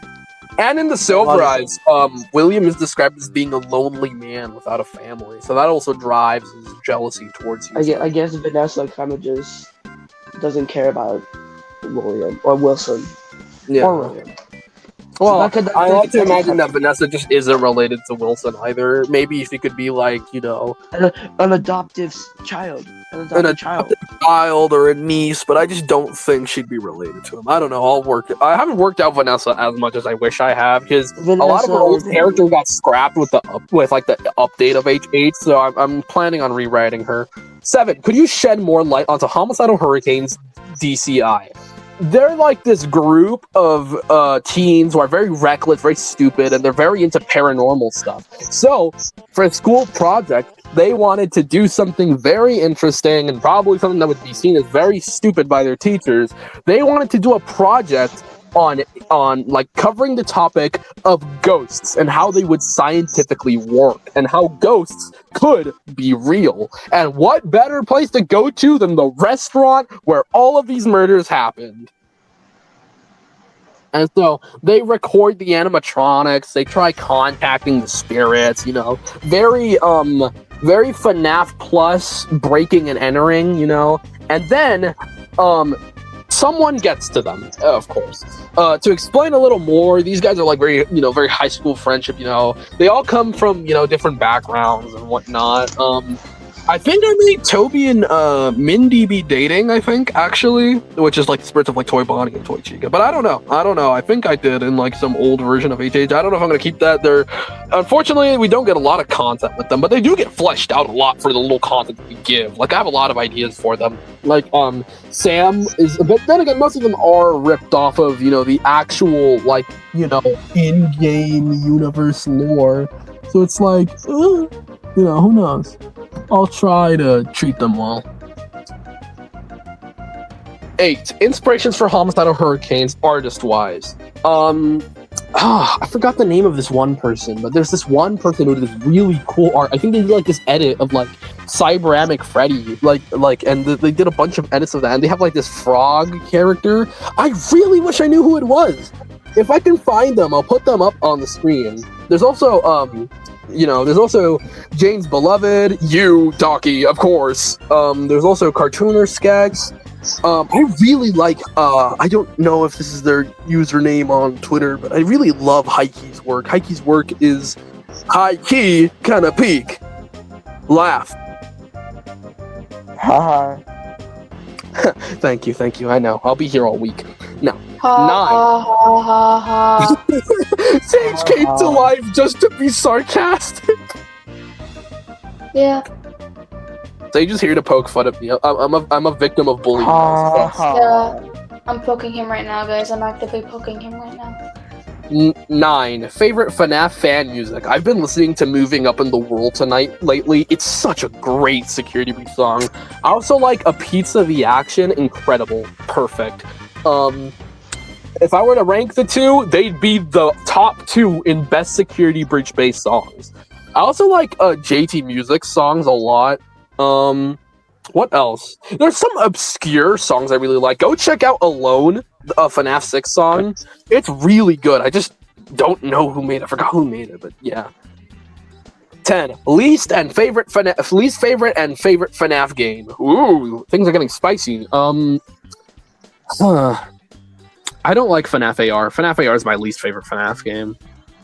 I mean, no wonder why I got shut down. Yeah, right. My favorite FNAF game? No, there's many ways that I could be basic. But FNAF, it's between the first 4 games. I really like the narrative of the first 4 games. I think what I do is I rank my favorites in 3 different. So it's in 3 different categories. So it's one is gameplay, the other is lore, and the other is something else. I forgot what it was. It was gameplay, lore, and horror. Gameplay, lore, and horror. So gameplay wise, I'd probably have to say any of the Help Wanted games. The Help Wanted games are really fun gameplay wise, and you get to and it's a constant changing gameplay depending on the level you have. So it's you're never getting used to one way of playing the game. So Help Wanted 1 and 2 are high in gameplay, are the first in gameplay. Curse of Dreadbear is also there, by the way. Then for lore, for story, I'd probably have to say FNAF 2. The mini games, the way the story, FNAF 2, 3, and 4 all work as sort of this combo, but I'm just gonna stick to FNAF 2. The way the mini games are so creepy and so unsettlingly low quality, but you're able to get what they're trying to imply, and you never know the killer's name the entire time. And the fact that the murders are actively happening in the new location as phone guys calling in to let you know, that's horrifying. That's horrible. I really like the story of FNAF 2. And horror-wise, FNAF 1. There's no beating FNAF 1, I'd argue. Well, Help Wanted actually comes close, because you get to see the animatronics in VR, in presence, but not everyone has a VR, so just, in general, FNAF 1. Any iteration of, any official iteration from Help Wanted or from the classic of FNAF 1 is very scary. Is Mary Schmidt, 11, is Mary Schmidt in Homicidal Hurricanes from Timeless Candies? Who knows? Maybe she's like a cousin to Mason. Who knows?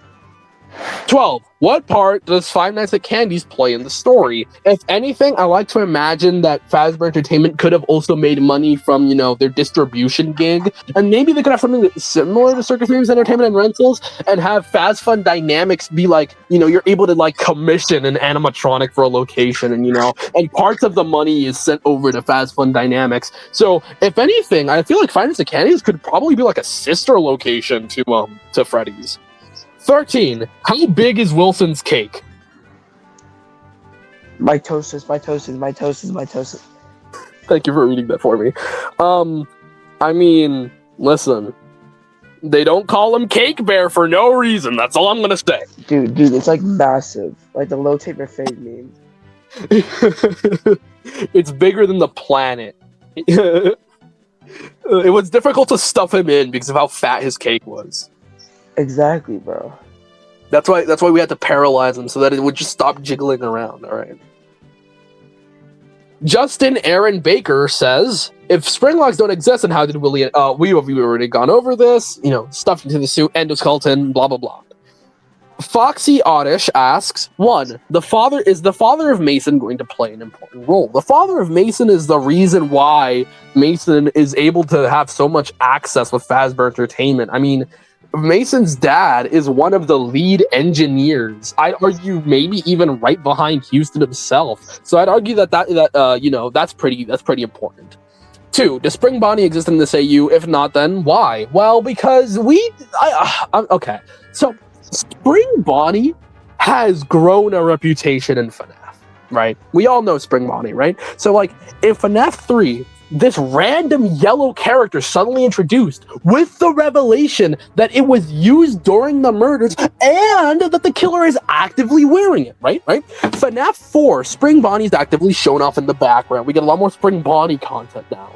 Then, cut to FNAF 6, the killer is still wearing Spring Bonnie. Cut to VR, there's this sudden mimic that's mimicking everything about the killer's history, and now it's using a rabbit as its avatar. Then Vanny, another character who is meant to be one of the main villains for Security Breach, is wearing the rabbit costume. Into the pit, an agony creature takes the form of the rabbit suit used to kill the kids. The problem with Spring Bonnie is that it's essentially an OC that became the biggest character in the entire series.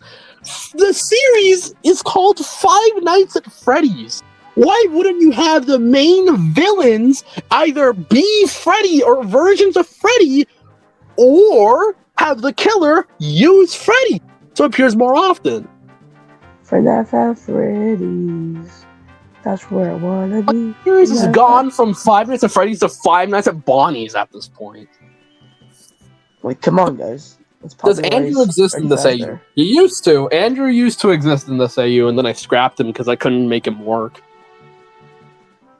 4. Boo. So, does Cassidy still possess Golden Freddy in this AU, or is Cece the one who possesses Golden Freddy? You just said Cassidy possesses the suit twice in the case of Homicidal Hurricanes, because Cassidy and the Crying Child are the same person. I keep doing that. I keep clicking it instead of reading, banning the comment. Chauncey Kaplinger asks, 1. Do Shadow Freddy and Shadow Bonnie exist in this AU? Yes. 2. How was William's relationship with his kids? Very poor. He didn't have any. 3. What animatronic in the FNAF 1 video was your favorite design? Chica. 4. How do you redesign the Withered animatronics if you ever do? Their redesigns already exist. They have a Wild West aesthetic to them. 5. What is the biggest thing you would change about the lore? Spring Bonnie being the one used in the killings. 6. Why is Springtrap a bear? Because the series is called Five Nights at Freddy's, and Freddy needs some more dang recognition. Phoenix Friendo asks, do the fun times exist in this AU? And if so, are they still murder machines? Very rudimentary ones, but yes, they're still murder machines. And yes, they exist. How far does the AU go? We've already talked about this. WarioWare fan 01010 asks, how come everyone else is creative engineering, but the classics are Cyberamics? Because the concept of Showbiz and Chuck E. Cheese just don't exist. They're both one company in this universe. So they start off using the rubber faces, and I'm going to correct you here. the idea of the toys is sort of like concept unification, where they still sort of use like the rubber masks of like showbiz, but they're using sort of like cyber-amic-esque technology. So correcting you, not all of them are technically 100% cyber-amic, but yeah, the companies are sort of fused. All right, guys, I'm gonna hop off. So, All right, thank you for inviting me to the Q&A. you're welcome. Even though Good I forced you to this. Good morning, good afternoon, good evening, or good night to people who are watching this in the future. Nice Bye-bye. reference to the Truman Show. Bye-bye. All right. FTTE, the creator of cheese, the T5456 asks, I have to ask, how did William get spring-locked in this AU? Like, I know he doesn't wear a spring-lock suit, but it's kind of confusing how he ended up looking horrific in the suit in the first place if he hadn't gotten spring-locked. Also, how does it tie to him being in FNAF 3? We've already talked about why, how he dies if he didn't get spring-locked. But to sum it up again, he gets stuffed. You're probably tired of hearing me say this. He got stuffed in the suit. And he ends up in FNAF 3 because the idea for FNAF 3 is that it's merged with FNAF 6. So the reason why they're going down to track each and every existing location is like so that they're able to because Fazbear Entertainment is already on the verge of going bankrupt. They go bankrupt the next year, actually. So, the plan is go bankrupt, have to close all the other Fazbear Entertainment locations, because Houston is rich. He could live out the rest of his life without this. But my point is, they're going out to collect all the haunted remains of YouTube, the horror of Fazbear. They're going out to find every single haunted entity, every place that has that blood has been, shed in. And they're collecting everything in one big place to essentially blow it all up and release the souls by destroying the shells they are tied to. Baby boy _336 L Grand 2 asks, are the animatronics bolted to the floor? Well, they used to be, sort of. I mean, they're not bolted to the stage. They're able to force themselves off. Of course, they'd be, bolted. But as time goes by, the company gets cheaper and cheaper. And either just stopped bolting the animatronics to the floor just to save the little bit of money that they can, or they just get lazy and just don't bolt. They just they just do a poor bolting job. Totally a Pikachu 8627 asks, is William only going to use Cake Bear, or is he also going to be using Spring Body? If so, can we get a look at your design of him?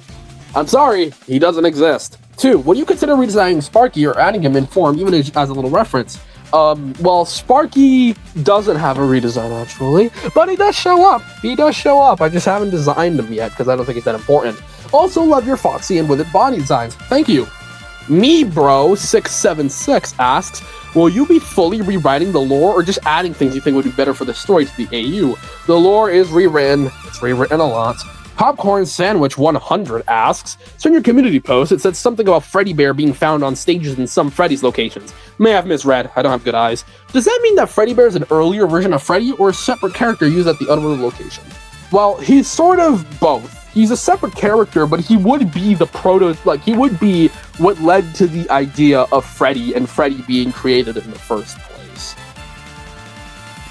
Professor Finesser asks, 1, how do Houston and Wilson meet up and decide to make a pizza place? They met up in the University of Utah around 1974. If you remember that one weird video with the faces, this is where CGI starts to rise up and there's computer-generated faces and stuff. And, that could tie into stuff in the future. So note that Fazbear Entertainment has a history of computers generating, imagery and, generating stuff. And they have a history with AI.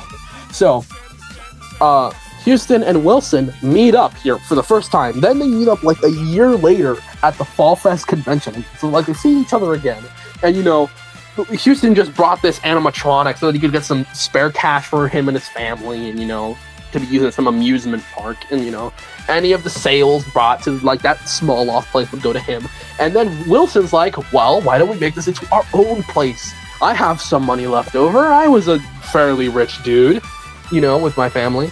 So let's open a restaurant together. And Houston's like, it'll get me if it gets me money. Okay. 3. Oh, wait, sorry. I skipped. 2.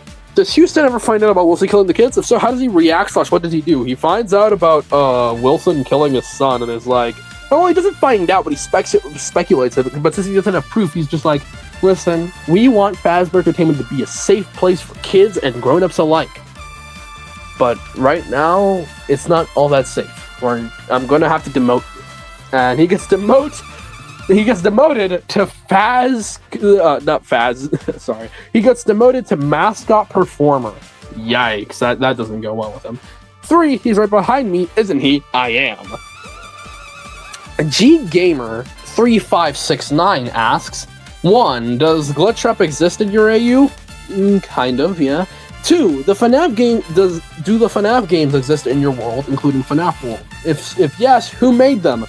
Fazbear Entertainment collaborated with a bunch of companies to release a series of games, one of them being Fazbear Party, which is like sort of like a ripoff of Mario Party, and that's where all the FNAF 2 mini-games come from. They're sort of these competitive Nintendo 64 games that you could play with a friend. FNAF World was a Flash director game, and it was very cheaply done. Guy Online asks, hold on, didn't mean to do that. My questions are, is Michael still going to turn into a purple husk with daddy issues? No, since he doesn't have that many daddy issues, since he isn't connected to the killer. Also, because he just doesn't get scooped. 2, does Spring Bunny exist in the AU? No. 3, where's Charlotte? I mean, she's right there. She's alive. Again, I'm not repeating myself. Bilalma 4907 asks, is the Smith kids related to Fritz Smith? No, but one of them, well, technically, one of them is Fritz Smith.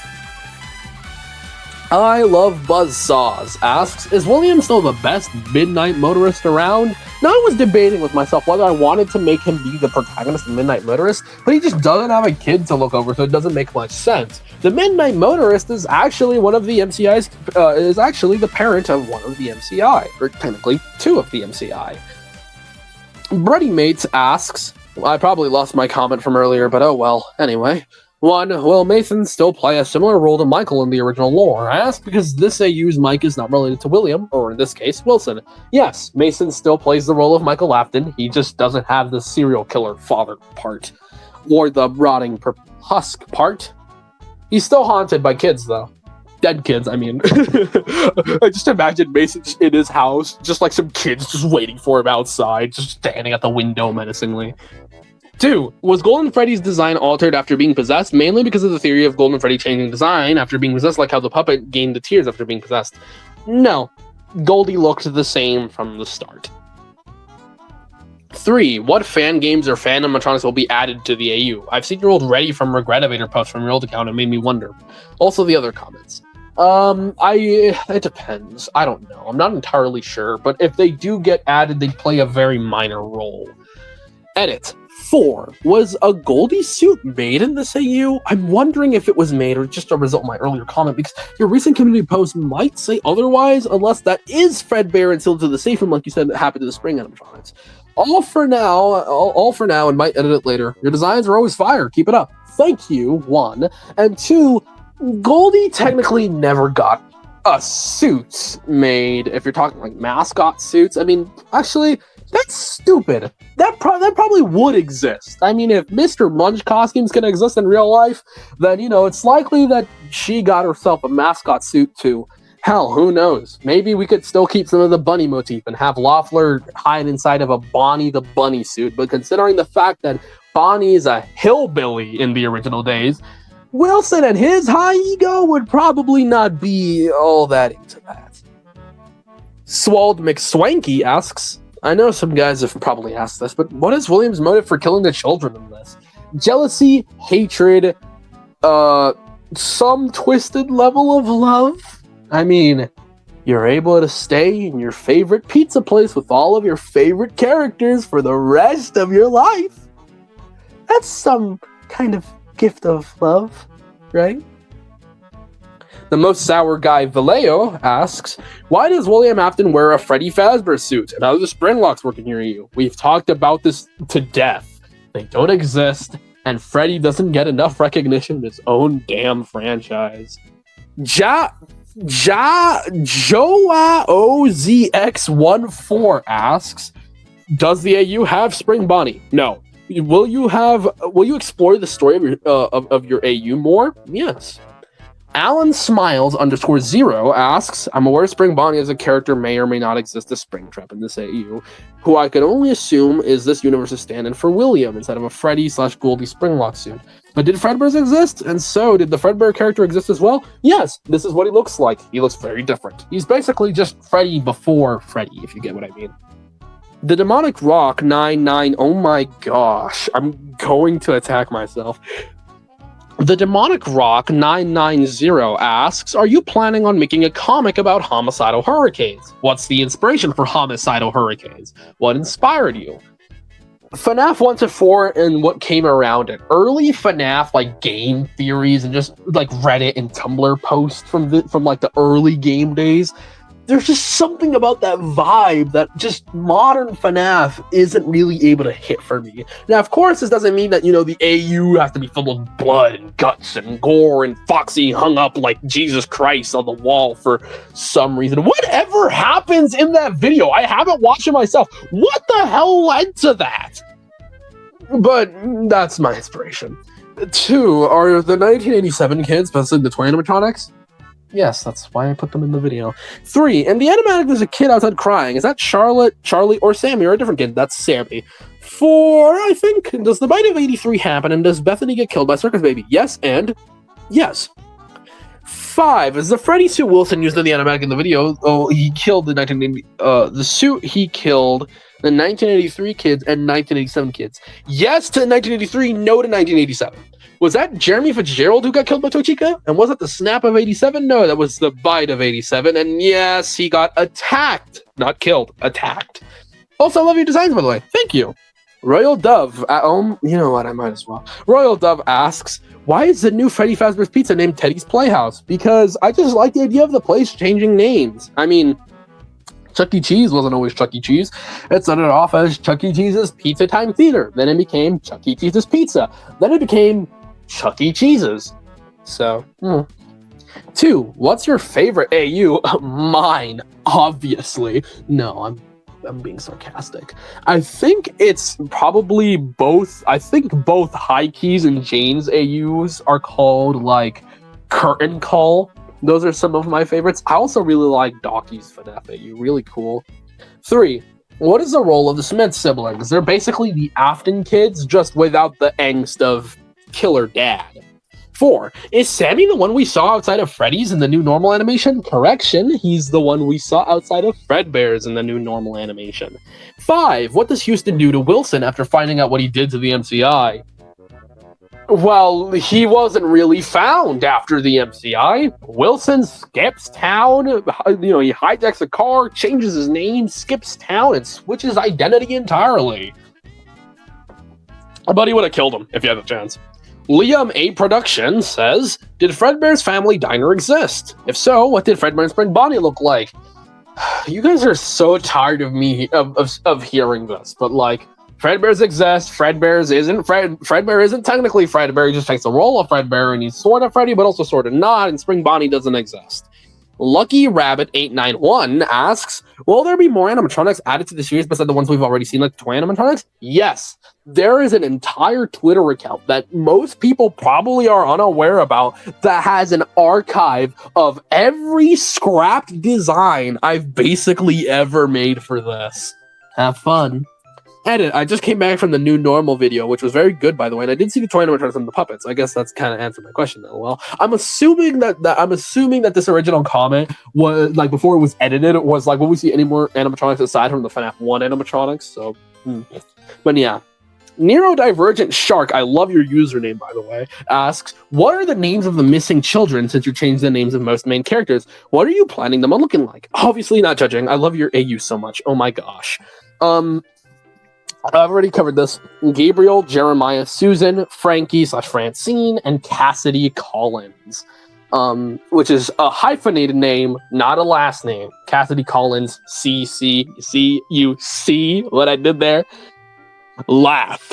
Anyway. They also do look different. If I'm to describe them, well, they appear in the new normal video, but if I'm to describe them, Susie looks like the toy girl from FNAF 4. Jeremy sort of looks like a mixed version of the plush trap kid from FNAF 4 and his appearance in the movie. Gabriel looks similar to the balloon kid from FNAF 4, but also his appearance in the Fourth Closet graphic novel. So that's like them kind of fused together.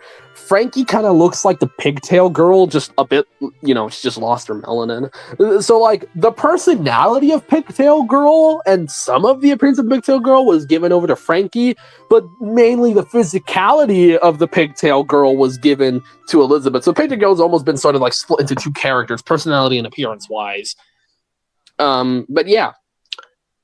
All right, so this is less of a question and more of a statement from Waning Gibbos Productions. I'm butchering everyone's name. I'm so sorry. Who says, I don't have any questions, but I genuinely just wanted to say how amazing I think your AU is. It looks really fun and the designs are absolutely stellar. Thank you. Tasmane, I don't know if I'm pronouncing that right, asks, 1, is MJ the player of FNAF 1 and 3? If not, who is it? He's one of the players. There are many people who technically would be players in these locations. Especially FNAF 3. FNAF 3, you'd probably be able to switch perspectives, depending on who you choose. Sort of like Five Nights at Fredbear's 3. 2, if sister location is 6 on the timeline, who's the player? Mason James. 3, what games are in the timeline? We've gone over this. 4, is Jeremy the Bonnie Bully? How the heck did you even get that right? Have I posted that? I mean, I posted it on other places. That's impressive. If you didn't check anything else before putting that comment, I'm genuinely impressed. 5, is CC part of the MCI or did he get bit? Yes. Okay, to be more specific, he witnessed the MCI, almost became a part of the MCI. Technically, Mason almost did too, when, Mason, grabbed CC after seeing it, and, is like, hey, mom's calling us, we're gonna go home, and and so like, yada yada. Basically, the answer is, yeah, basically. 6, why did you change Williams and Henry's name? I want HH to become sort of more of its own thing, very loosely based off to FNAF, but obviously that's kind of hard to do when every single location is a parallel to a game in the franchise. 7, why did William kill the MCI? We've covered this.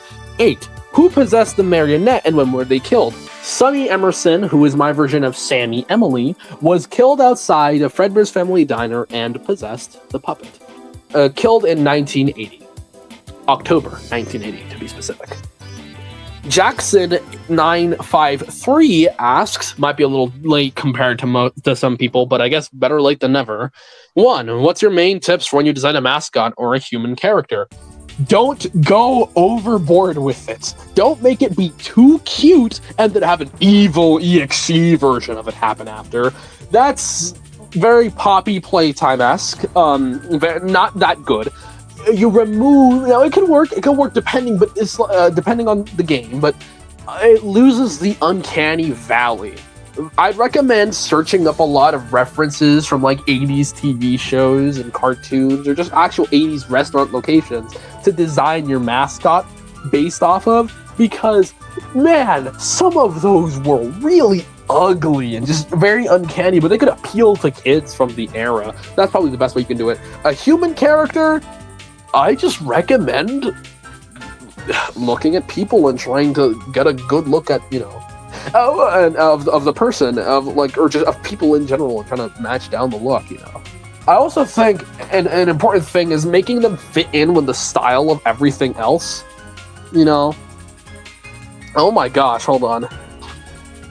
Malware threats every minute. Look at that, McAfee. I don't need you right now. I'm recording, McAfee. Get out of here, McAfee. But yeah, that's that. To continue on the human thing, make sure your humans fit in with the style of the rest of your universe. Hold on, we're gonna be right back, folks. We're gonna be right back.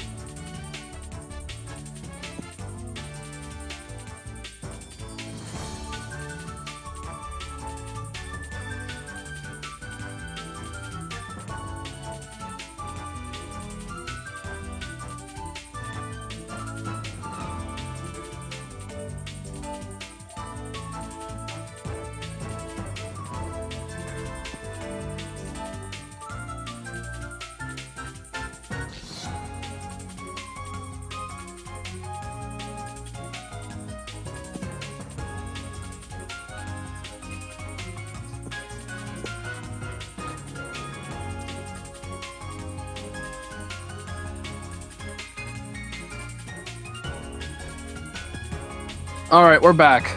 All right. So, question number 3. How would Glitchtrap work in this AU, since he's a spare Freddy costume now?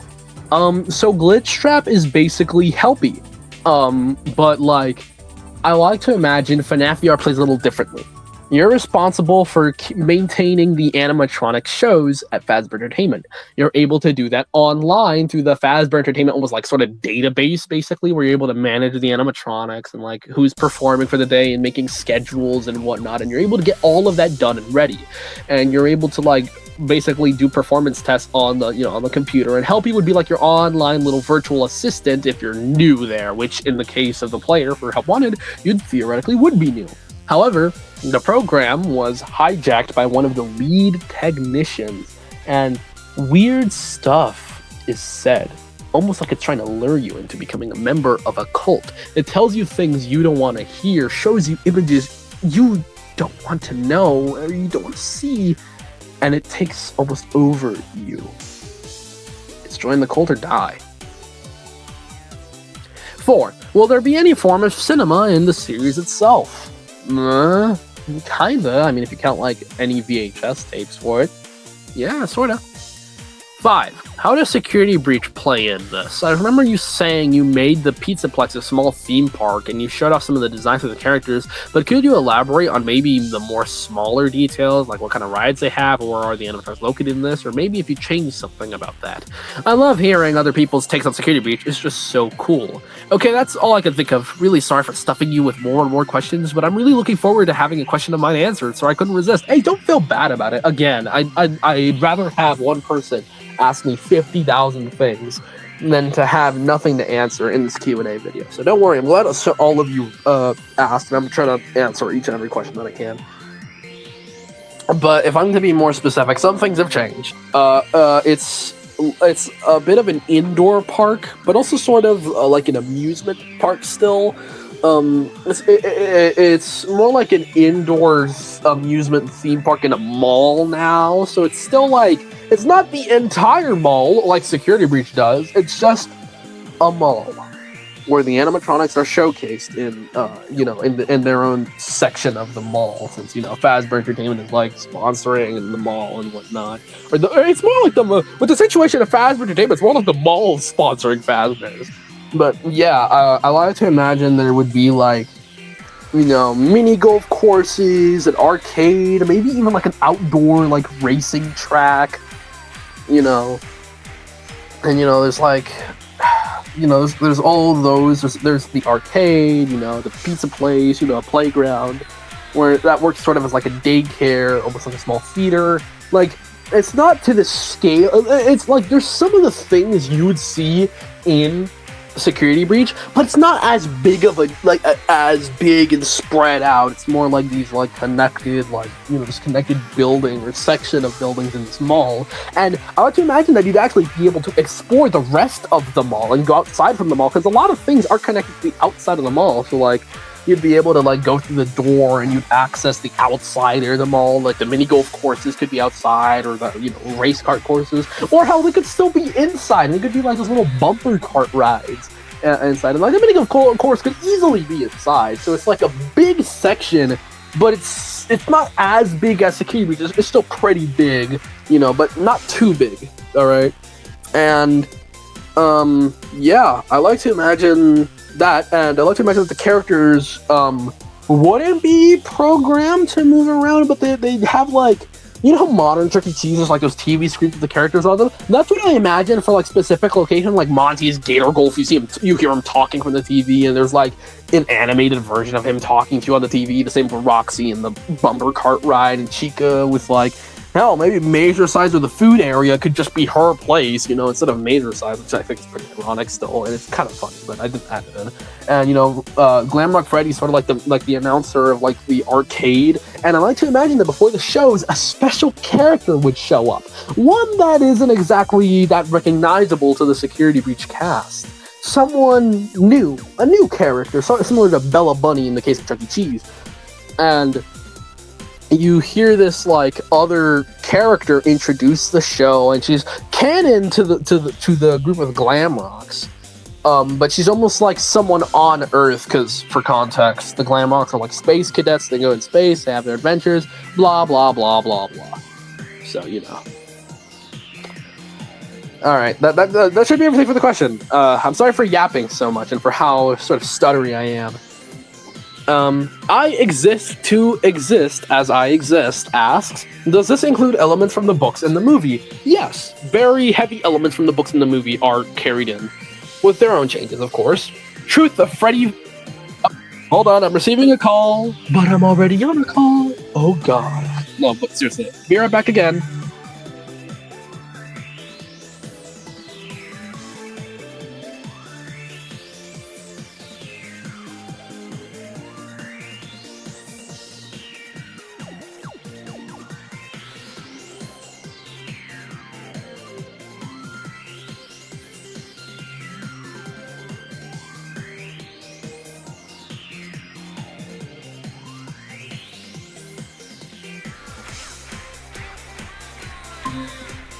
Alright, I've rejoined. I'm going to be getting my food. So, because I've been doing the time. Yeah, I've gotten my food. So, I'm back and I'm going to try to speed through the rest of these questions really fast.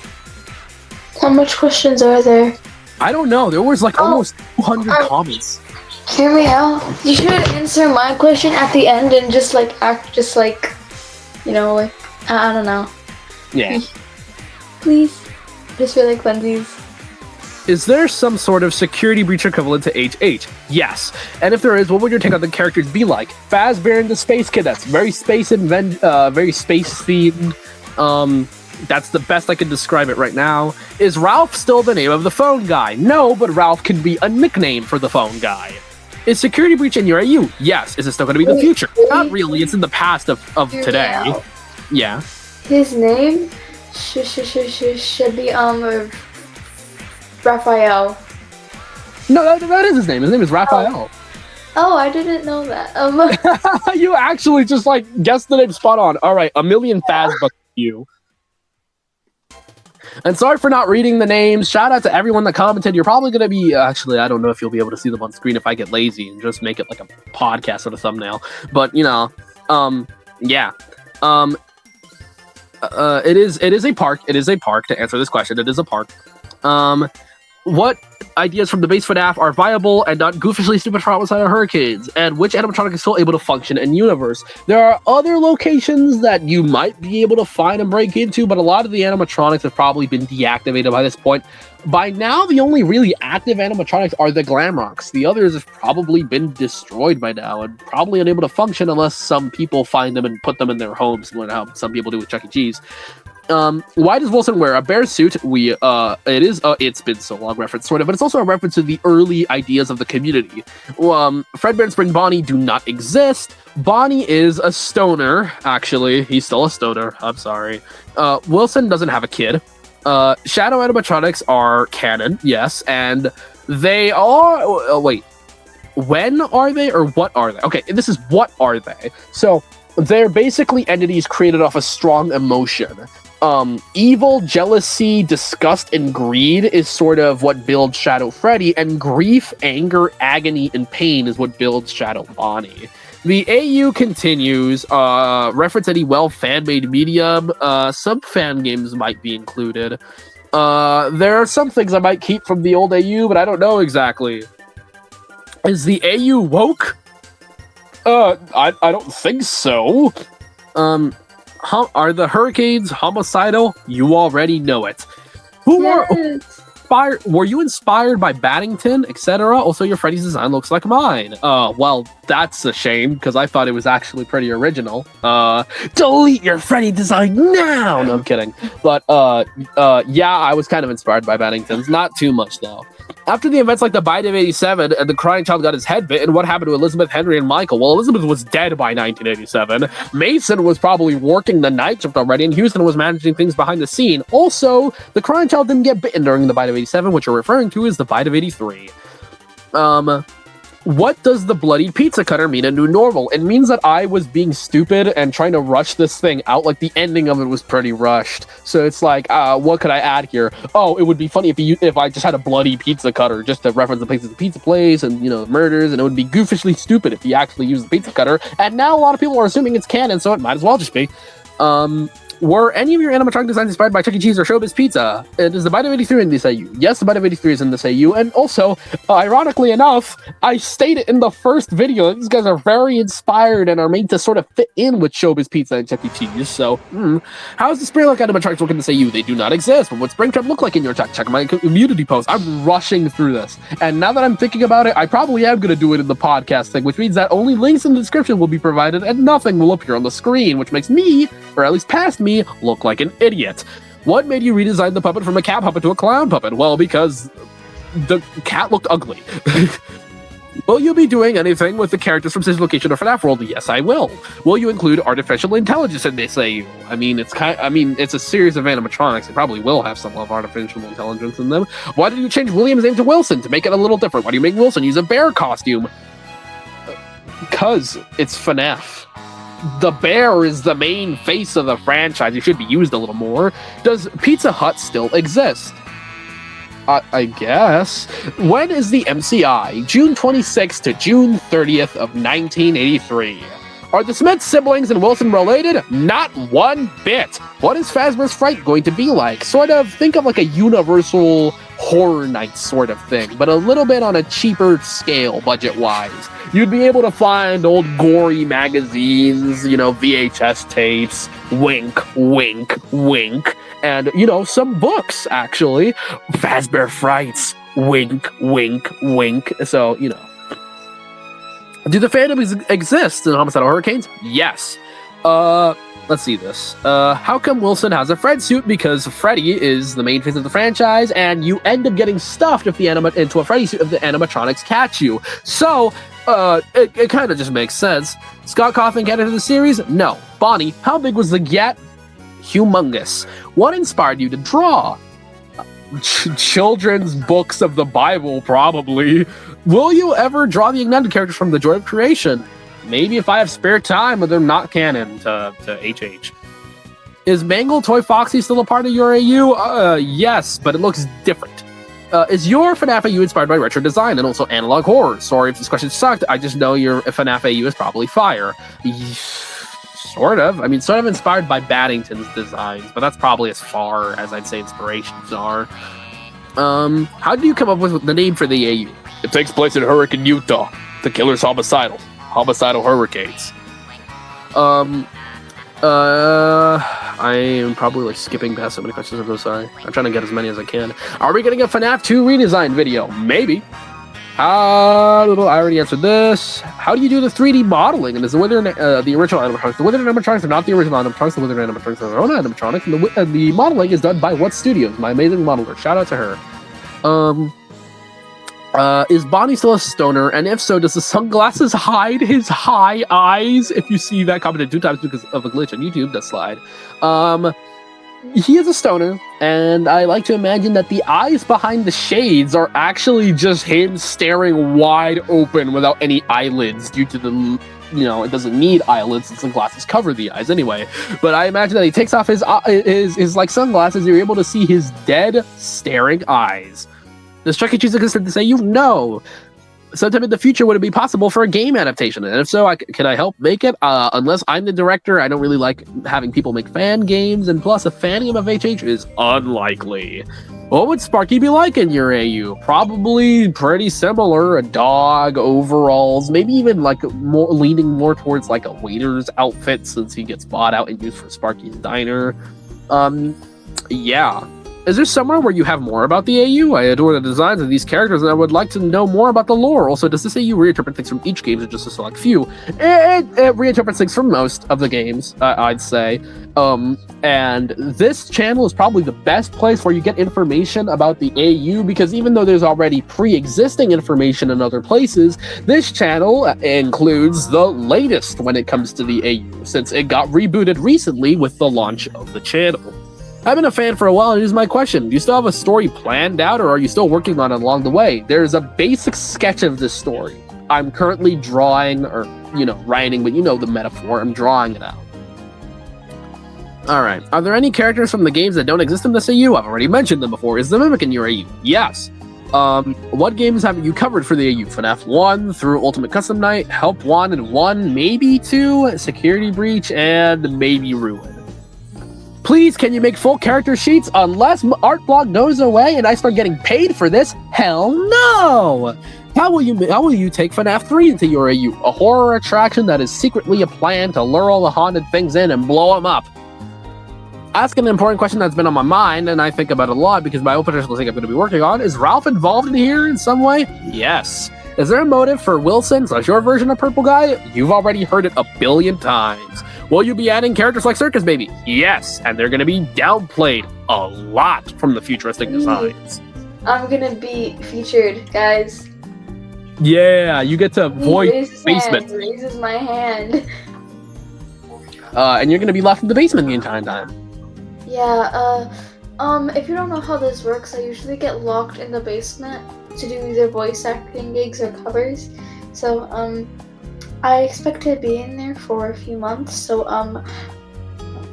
please give Jay food so he can give me. No, please give Jay money so he can get me food. Exactly. Please. Check out our GoFundMe. It's for my food. Will Vanny be in your AU? Will Vanny be in your AU? Yes. What post FNAF 3 animatronics will you use? Oh, well, the Fun Times aren't post FNAF 3 animatronics. They were never post FNAF 3. Wait.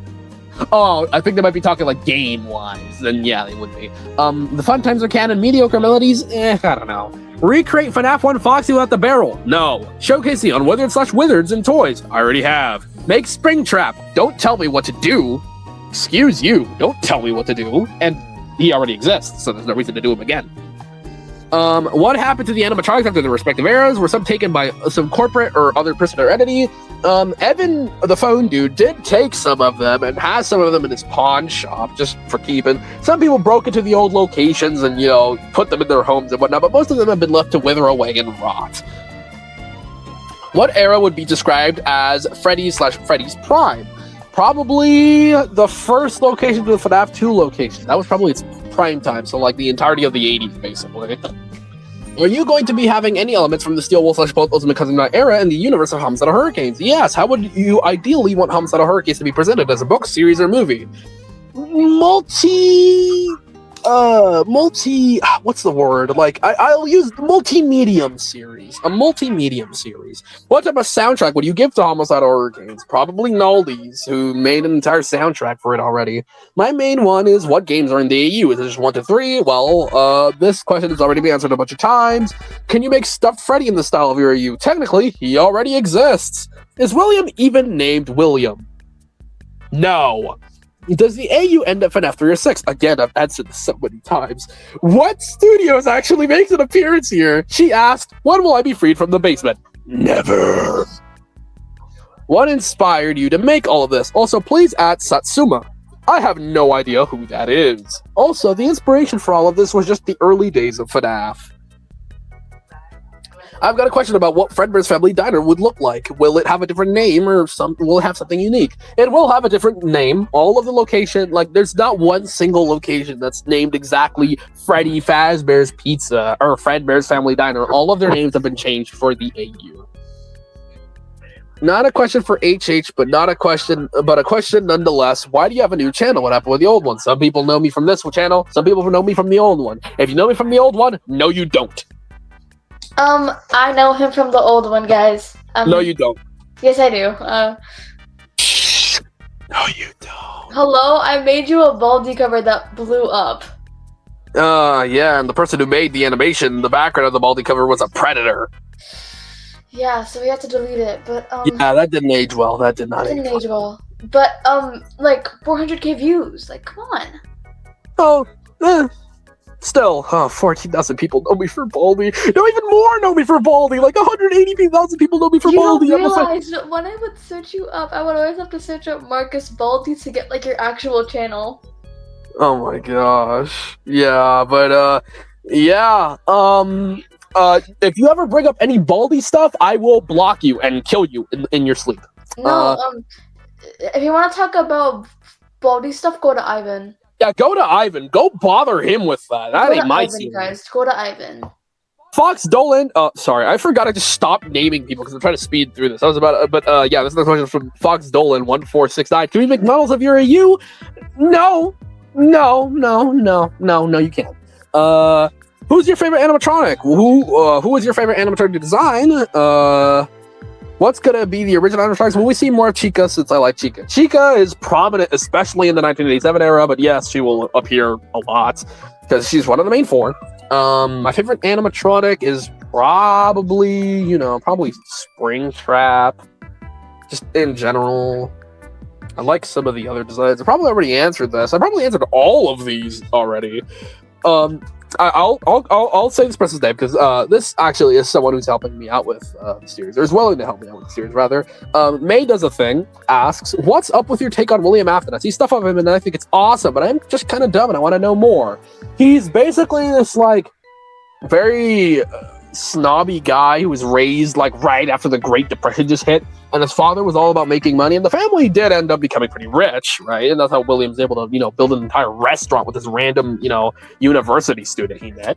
But it's like, he was raised with this very bad mindset. The 40s wasn't exactly the greatest era, and so he's raised with the mindset to be better than everyone else, to have more money, more looks, more girls, than everyone else. And that a perfect man should have, a good business, like power, money, and a wife and kids.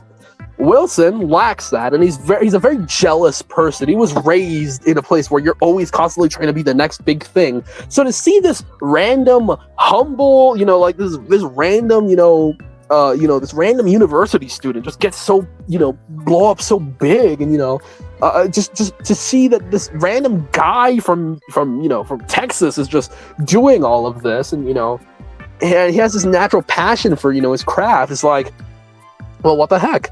No, that can't happen. And so he's overall just a very jealous and nasty person, but he also is admiring Houston at the exact same time. He looks up to his animatronic designs, to like how easily he's able to do this. He looks up to the way he's able to create life in these inanimate objects. And Wilson does the same in his own little way. Did FNAF 6 happen in this AU? Yes. Where's Balloon Boy? Somewhere in the party rooms. But yeah, he's a monkey in this AU. This person just said that MimeHeart16 just says that they love my FNAF AU, and that's amazing. Thank you. And I'm pretty sure all of these are the same comments that I've already answered, but I'm still going to look through them, so there might be a bit of an awkward silence for a little bit here as I look for anything original. What's the lore for William, or is it the same? Sort of similar, but with a little more backstory and character depth that I've already explained with May's comment. Are you trying to make something more original or just another FNAF retake? Well, a little bit of both. It is a FNAF retake. It'll always be a FNAF retake. But it's trying to be something more original, something that stands out a little more against the crowd, How do you make withering on the animatronics? I just draw holes and color them in sometimes. How much time does an animatronic have to live through to look like a version of Springtrap?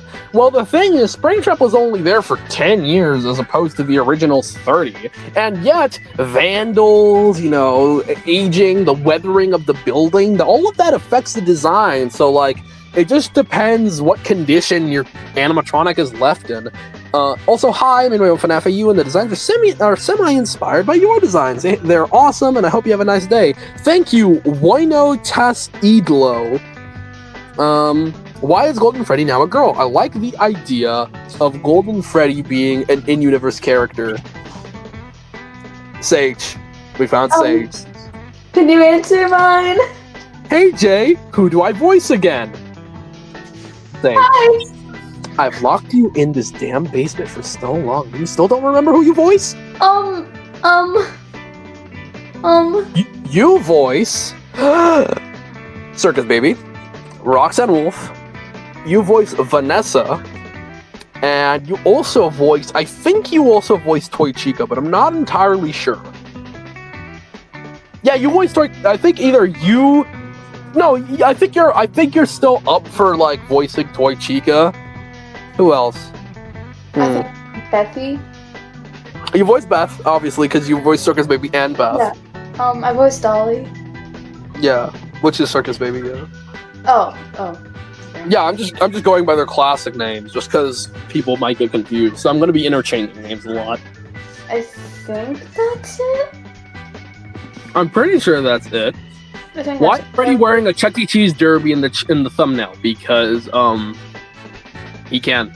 Don't judge his fashion choices. Did you replace any of the FNAF 6 categories, and is Henry lean or fat? I think by the FNAF 6 categories, they're referring to, like, the, like, junk you're able to collect in FNAF 6. I don't even know if that's even possible. Like, I don't even know if that's even a thing in this version, so I guess. Is Henry lean or fat? You know that man is thick. That man has double D's, alright? He has the double-decker D's, alright? And that should be everyone, unless someone, like, commented recently. What's the lore for your William? I already answered this. That should be everyone. That should be everyone for the Q&A. I'm done. I'm finally free. I can finally eat. I've been doing this for like an hour. Yippee! Are you still on video? No, I saw. Well, I am recording this, but yeah, that should be everything for this. This is sort of almost like a more. This is more like a podcast episode. So Light like skin popped up. What? Light skin popped up. Oh my goodness. Well, for context, light skin is like Enoch from Instagram Reels. Oh my god. Light skin. I just sent you it. Oh my goodness. But yeah, that should be everything for the Q&A today, everybody. Thank you all for your questions, and I hope I was able to give semi-satisfactory answers. I'm sorry if this wasn't exactly the grand, incredibly edited, video you were expecting. I'm very limited in motivation and in resources, so, and this would take a while to edit anyway, so I hope I was able to keep you engaged with the commentary. Thank you, Sage and Ivan, for being a part of this, and we'll see you all next week with another upload, if I make it. See you, everyone.